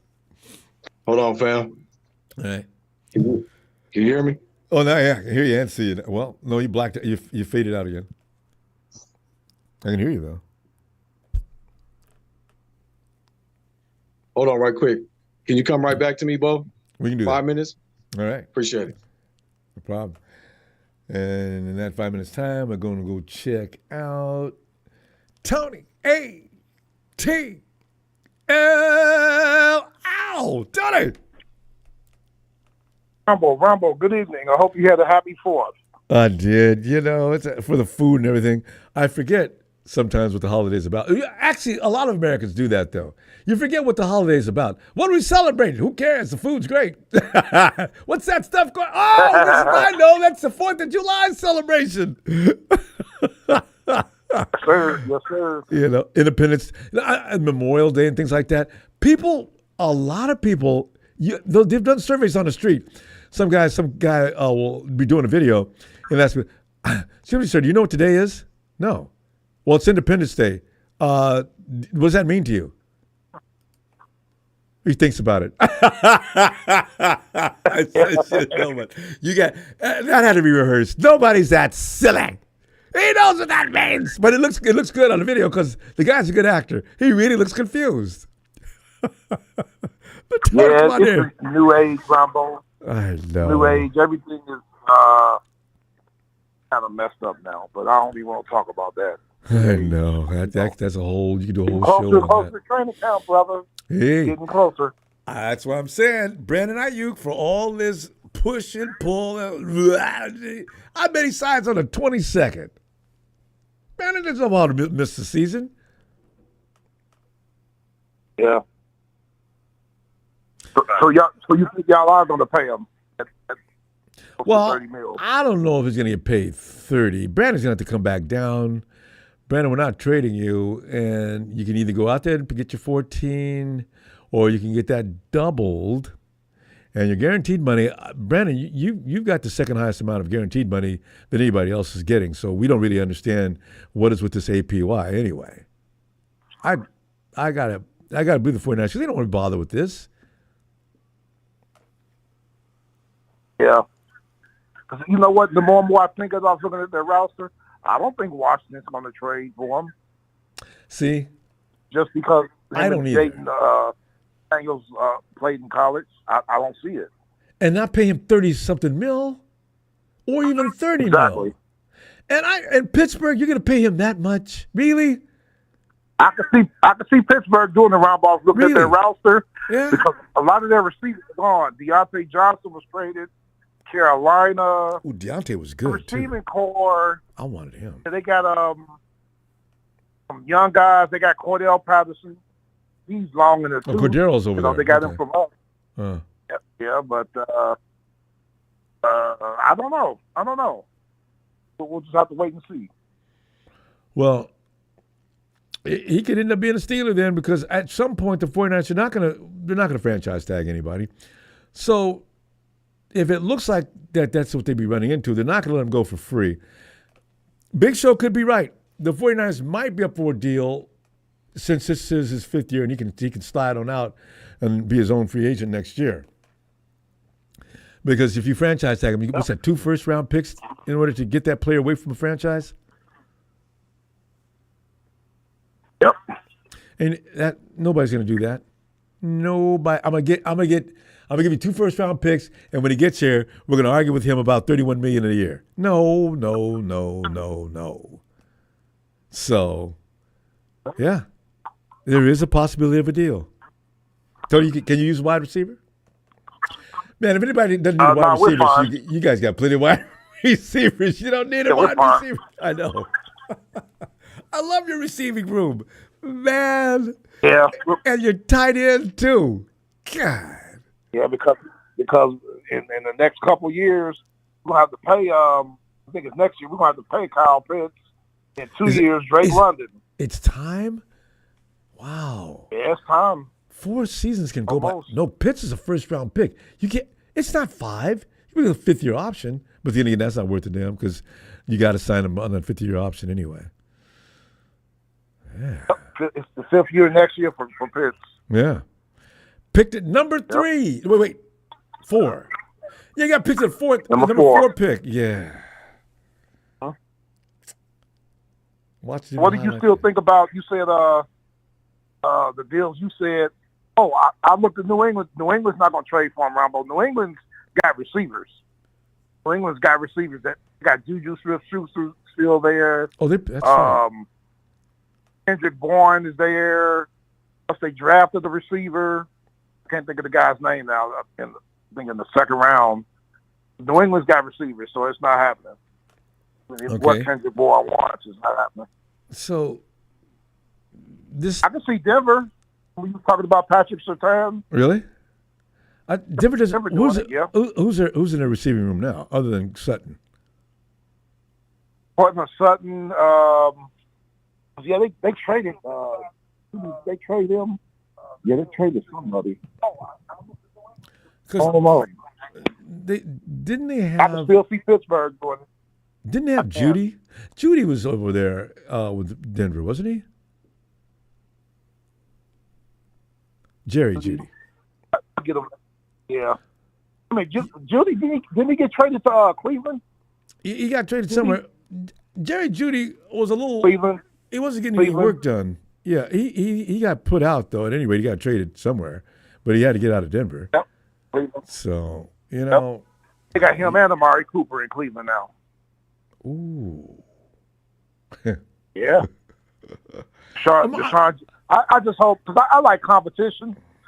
If Deshaun Jackson gets hurt in Cleveland, it's over. Because they should have re-signed Joe Flacco, Ronbo. I have no idea. They didn't want to pay Joe Flacco $8 million to back up. How much? 18? He's making $8 million for Indianapolis. Oh, only Joe Flacco didn't want to pay him 8? We paid Sam Darnold 10. They didn't want to pay him 8. Oh, and Sam was doing anything like Joe was. That's strange.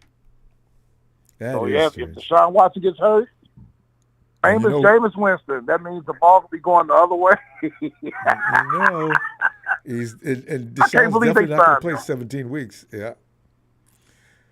Yep. Well, James is wearing guaranteed, so you don't. James is wearing contact lenses now, though, right? Yeah. I mean, he had Ronbo, I found out something else too. As I was looking over some rousters today. New York Jets. Von Kinlaw is going to be starting next to Quentin Williams. Starting. I thought he was going to be the backup. They signed him to start because they lost. The Jets lost. Jets lost all of their offensive linemen, Ronbo. They all left except Varys Tucker. Yeah, but they none worth a damn. They lost their jobs. Offensive lineman? Kyle Beckton's gone too. Kyle Beckton's gone. Hunt is gone. I don't know where Beckton went. I haven't found out yet. I remember I wanted to see him in a 49 uniform so bad. He's I don't know. He's not what he should be. Who is that? Yeah, Becton. Becton, he likes the 49ers? No, I wanted him. I remember when he was coming out of school, the dude was like a man mountain, right? And I said, Yeah. I see. Now that's what I'm talking about. If you can get him in a 49er uniform, I'll be so delighted. No, he didn't do well with the Jets. He's a mountain. Tyron Smith is signed with them. He's going to be their left tackle. So, and they drafted the left tackle from Penn State, the first round in the number 9 they feel pick. like they've refurbished that offensive line, so they must be satisfied with it. Yeah, but they Javon Kinlaw is expected to start next to All-Pro Quentin Williams at defensive tackle, and guess who Kinlaw's backup is? Solomon Thomas, both ex-Niners. What? Solomon? Well, that's because Robert. Yeah. I mean, that's because Bobby Sala's over there. You know what? I look for Kinlaw to just be on fire on opening night. Kinlaw probably thinks we should have re-signed him. I'm sure he does because he is that type of guy. It's not all strictly business with him. Oh, God. And he knows everything he needs to know. Stay on the field. That's the problem with y'all. Yeah, because he wasn't bad. He wasn't bad last year. I was kind of impressed on a number of occasions with Javon Kinlaw last year. So here we go. And Quentin Williams, that dude could play. Who else is the Jets got on defensive line? They're supposed to have the number 1 defensive line in the game right now. I don't know how. You got Jermaine Johnson, the former first-round pick from 2022, who I wanted out of Florida State.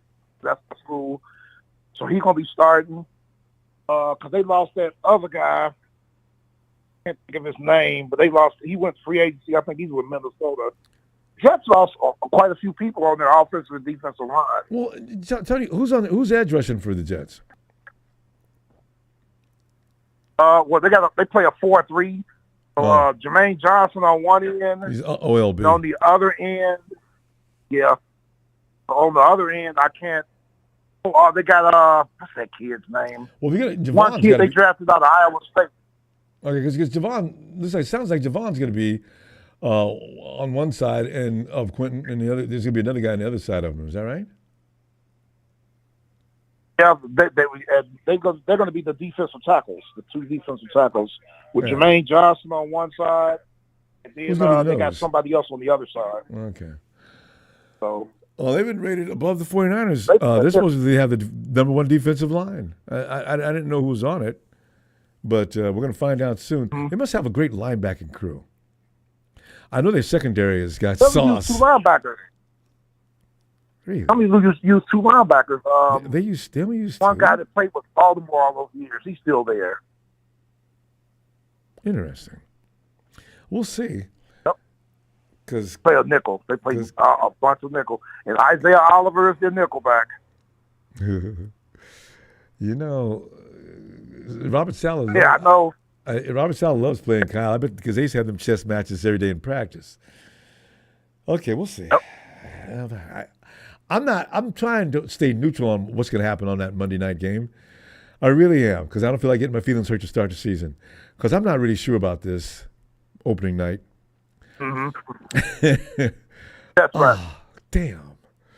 Oh, that's a scary game. And what if y'all Rodgers play them feels early like in playing? the season? What? The Jets? I play them early in the season. Or opening night. Yes. Yeah. Really, we play Pittsburgh opening night. So how you think I feel with that offensive line now? I know, right? Fixed. Hey. Yep. And if Rodgers not gonna be easy. Yeah, and if Rodgers is really ready to go. Although I like Rodgers doing these vacations and bizarre things before the season starts. He may not be ready opening night. Talking about relax. Aaron, relax all you want to. We already whooped that green butt. You guys can do whatever you want to do from here on out. We'll see you later. And their backup quarterback now, he left the Giants, is Tyrod Taylor. He's Aaron Rodgers' backup now. Uh-oh. Well, I've always felt sorry for Tyrod. He just can't find a place to stay. Tyrod put a whooping on the Rams last year. Oh, I enjoyed through that. those picks, but they Rams got lucky and got them in the end. I know. They're like Houdini of the NFL at times.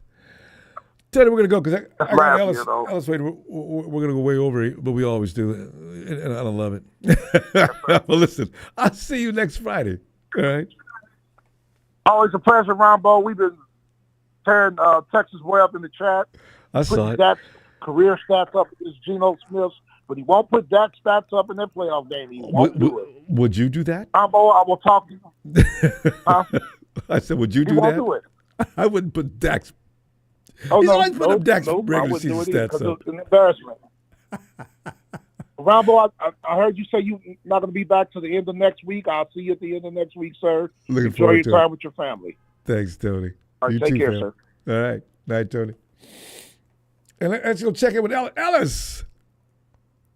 Ellis has got it all fixed by now. Let's see what Let's see what happens. Ellis is we'll get the visual first, and then of course you hear Ellis's voice, and then he's gonna come in live from Ellis's house. It's Ellis. Yo. Silent. There it is. And I see. Nope. Almost. Ellis, you got it. It just seems real unstable. Whatever that is. I wonder what that could be. Because it looks like it's almost in, and then, I see flickering lights. Is Ellis doing fireworks? I'm bailing. I suspect you're out. I hope you're outside. I'm doing 150, Ronbo. I'm shaking the blue and whites. Yeah, I noticed. Well, it's going in and out. What, the audio? No, the light. Okay, yeah. This reminds me of at Hayward we used to it was like it's just come and just crash the girls' dorm, and you knew better than go in there with a flashlight or anything, so you just come in there with a match. They got us for that though. Boy, did we get in trouble for that one. But Ellis, hey. Ellis? Yes, sir. Yeah. Let's go ahead and jump on the subject matter tonight because, and really, I came up with subjects pretty weak. I was laughing because I was thinking, man, nobody's going to challenge CMC for the MVP. And I know it. But I mentioned some other names on the team that we got some bad boys. I said George Kittle is going to be healthy this year for the first time in God knows how long. Then you got Deebo talking about, yeah, I'm going to get my next contract, whether y'all sign me or not, don't matter. Somebody go pay me. And, you know, when certain guys get that mindset going on, they can be different. So I figured Deebo's going to be special. George is going to be good just because he's George and healthy. And then, of course, Brock Purdy's got something to prove to the whole world. Could they stop the CMC machine? And also, Blair Witch Project, that's right. Ellis, that's what Ellis is doing, the Blair Witch Project. Ellis, put the light right under your face because that was exactly right. Also, Ellis, 22nd is my prediction date when Brandon Aiyuk signs to join the club. Is this going to be a reality? What's that? What was that last one? Brandon Aiyuk, because you can't get around talking about him. Brandon Aiyuk will sign on the 22nd just to show everybody, yeah, y'all ain't mess with no punk, man. I just signed just because I ain't going to be out here, blah, blah, blah. Brandon, you was going to sign, and you was going to sign anyway. I know Gaby's played. We know. Because you can't skip the whole season, Brandon. Yeah. Well, you know, it would be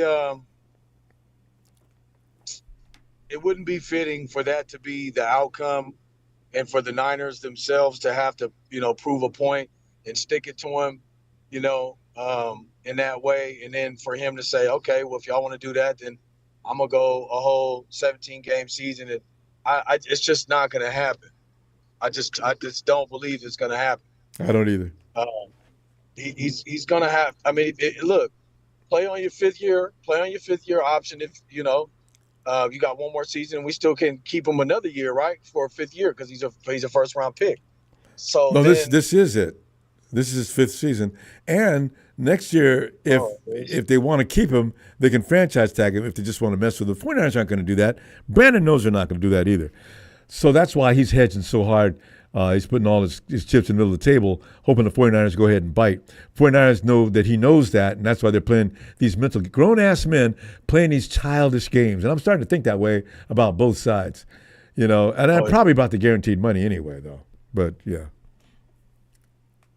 Yeah, I mean, like I said, give him $80 million 4 years, 28.5 a year, 29, and call it a day. Yeah. And that's coming halfway. That's a compromise. There's no point being hard ass in this. If it's $2 million, what are we talking about? Okay, forget it. $2 million, I ain't tripping. Give me 28.5 and let's run it. Right. Because I love the team. I want to be here. This, that, and the other. He said that. There's a part of him where he wants his way in every way, and that's where the problem is. Yep. Having his cake and eat it too. He has more. You got more to offer, but you got a whole team full of all-stars. So if you want to go play on a below 500, a sub 500, team, then it just to get 30-something million a year, then do what the fuck you got to do, and just remember that the beginning of your season and your career was nothing but success. You don't go up from there. You can't go up any higher other than achieving a Super Bowl, and wherever you go, you're not doing it. Mm-hmm. It doesn't matter. And we're not dropping everybody on a team just so you can get that $2 more million. Because we're already stretching out, giving you 28. You can't say that, but I'd be thinking that way. Because Brandon, 26 would have been fine for Brandon for the role he plays in that offense. He doesn't need $30 million. I don't know why he thinks that, Ellis.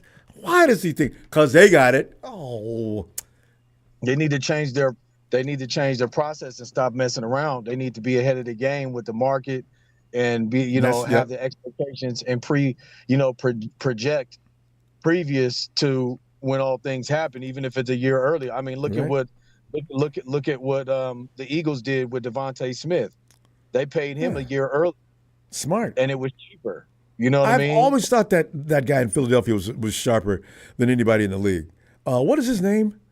The GM? God, I don't know. He does good work every year. He usually wins in the draft, in free agency. The Eagles should be doing much better than they do, actually, from the work he does. Shit, and they got Saquon Barkley, man. So what do they call that?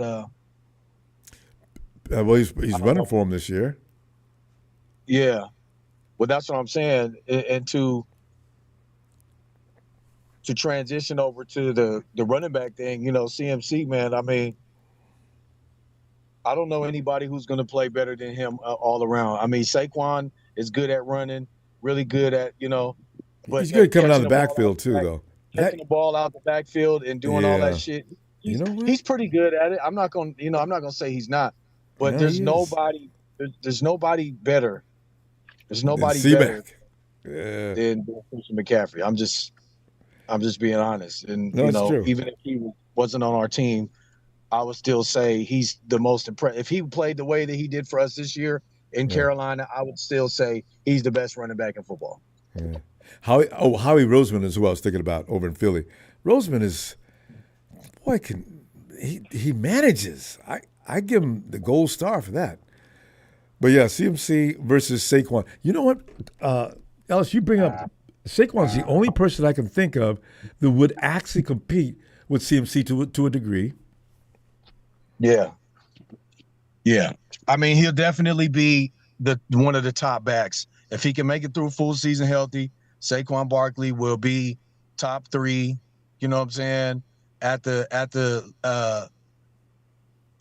top 5 at the very, you know what I'm saying, least or whatever, top 5, very least, and then he'll be in the top 3. It'll be him, CMC, and I don't know. I mean, I would say Derrick Henry, but Derrick Henry, look out. Especially playing for Baltimore. Derrick might be up there this year. Oh, that's going to be spooky. Ooh. That's going to be spooky over there. Baltimore is going to be spooky. I'm just, I agree. And people will be so worried about Lamar. Big Derrick's going to take off, and vice versa. Texas boy, how you going to call CMC a fumbling machine? All right, you know what? Work him, y'all. Work that Texas boy. Go ahead, Ellis.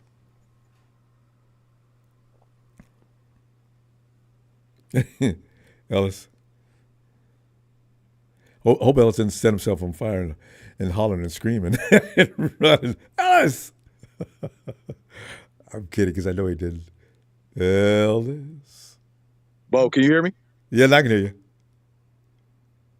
I don't know what happened. I said failed to start the video camera. Okay. Let's see what the hell's going on. Well, you're on now. Yeah, but look, man. What else do we have besides that? Yeah, CMC is still the top back until somebody proves otherwise. I don't know Nick Chubb. I don't know what he's going to come out looking like. I'm expecting to see Chubb's. I'm expecting to see Najee Harris.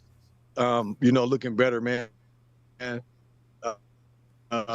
now that they got like some consistency at the quarterback position, but I don't know what they plan on running offensively. But yeah, Najee will be in the top 15 or something like that. I mean, I had high expectations of him. Drafted but him? I did that year. It always depends on the system. Bobby Turner was on the phone with him every day, from what I heard. Yeah. Right. So we'll see what happens. This wide receiver market, man, is crazy, and I want Brock Purdy to stay the same. That's going to be the true testament to see who and if Brock really is what he has been, since he came into the league. You know what I mean? Is he going to start to get arrogant and start to sip from the Aaron Rodgers cup, after the season, or what's that going to look like? I'm not concerned, but I'm interested in seeing what that looks like. Yeah, because he's going to get $50 million minimum. What's that running back's name again? In with the Jets? Is that who you're talking about? Who? The running back for the Jets? No, I was just talking about Brock right now. I was talking about Brock. Oh, no, I thought you said. I thought you were talking about the Jets. Okay, yeah, because they got the guy that claims that CMC is a standard for running backs. Breece Hall. Yeah, he's a baller. Yeah, he's a baller. Let's not get it twisted. When that boy, when they was giving him the ball, the way he moves in between, those tackles and gets up the field, very fast, even after the injuries that he had, he was looking good too. So I'm sure that he looks even better. Yeah. He'll be in the conversation, but maybe in the top 10. Yeah. So Chubb, Hall, Saquon, that's 3. CMC, Derrick Henry. I got to put him on that list. You always got to put Henry on the list. It's going to be interesting to see running backs. Jahmyr Gibbs, Bijan Robinson. And don't forget about Atlanta's got 2 guys over there. Oh man, Bijan and Tyler Algiers. Algier, that's him. Ate us up that year, man. Ellis, we're gonna roll, and I'll be back next Friday. Looking for you, and Ellis, I hope you come back like this. I'm enjoying this with the light, just you, the white around the top of your head, and that's just so cool. I'm loving it.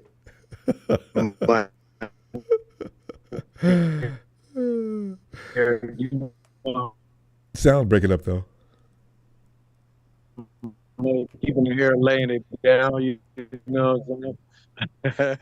Appreciate it, fam. You already know, man. Sunday, fam. Then Friday. Next Friday. Okay, so we take a little break. Yeah, because this is that time of year where nothing going on 49ers. So people, you can get that done and you get this done. Okay. Right. Yeah. All right. We'll have more to talk about. Hopefully. Right. Hey, man, shout out to Faithful. Y'all know what it is, man. Hit that like and subscribe. Thank you, Bo, and thank you to production. Shout out all of the Faithful, all the fam, man. Shout out, Donut Tanisha. Hopefully everything is prosperous over there, man. We love y'all. Shout out Frank. Shout out the Dragon family. Shout out Tony Tone. Shout out Big Show. You already know, man. It's love, man. It's for life. And shout out to chat, man. Keep it lit in there. Y'all keep knocking them down. And man. They're like bowling pins. To the next episode. Peace. Peace. And Alice. Amtrak. I meant to say I hollered at you last time I seen you for the first time. And then didn't get around to you. So what's up? And yes, Jonathan Taylor. There's always gonna be a surprise backer too. Now Detroit's got a couple of man. I mean, man, And now Green Bay has picked up. You know, there's a lot of guys around the league. CMC is really, when you think about it, that's a bad dude. The guys that he suppresses and puts below his list, some of those guys are damn good. Some of them are real good. So, Nick Chubb. Hey, Jack, you know what? I wonder what Nick's going to look like. That was a vicious. You saw that injury? It's like they should warn you that what you're about to see could be disturbing, you know? Chubb's leg, one guy had him, right?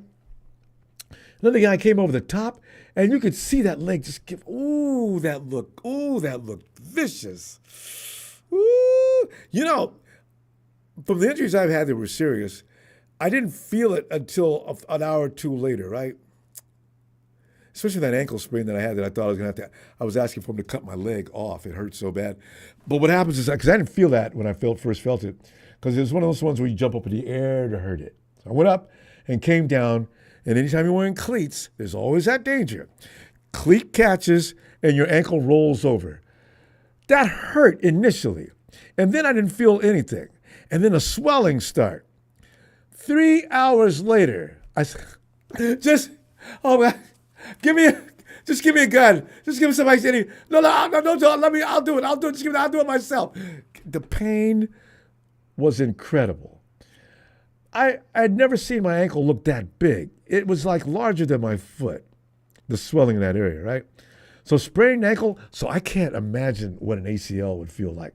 Anytime you get a joint injury, or Brock Purdy, what does it feel like to have your arm snapped at the elbow like a chicken wing? And remember and then they had him come back out on the field. Oh, man. So we'll see what Bradley looks like this year, because that took a lot of rehab. But usually football players, and Chubb's been hurt before, as I read. He's had a serious injury before. I don't know if it's in that same leg or not, but he'll be tough. So anyway, fam, I'll tell you what I'm going to do. I'll see you next Friday. And, if you got things you got to get done, get them done now. And that way, when the end of the month comes, July, you won't have to mention, okay, this is the thing. We all tolerate your football, but listen, these are things that you said you were going to do the moment you got the chance and there's a break in the season. It's July and you're pretending like there's not. I wasn't pretending. Well, you're going to get it done. Yeah, I am. So there you go. I'll see you Friday. Please subscribe. We're going to see you Friday.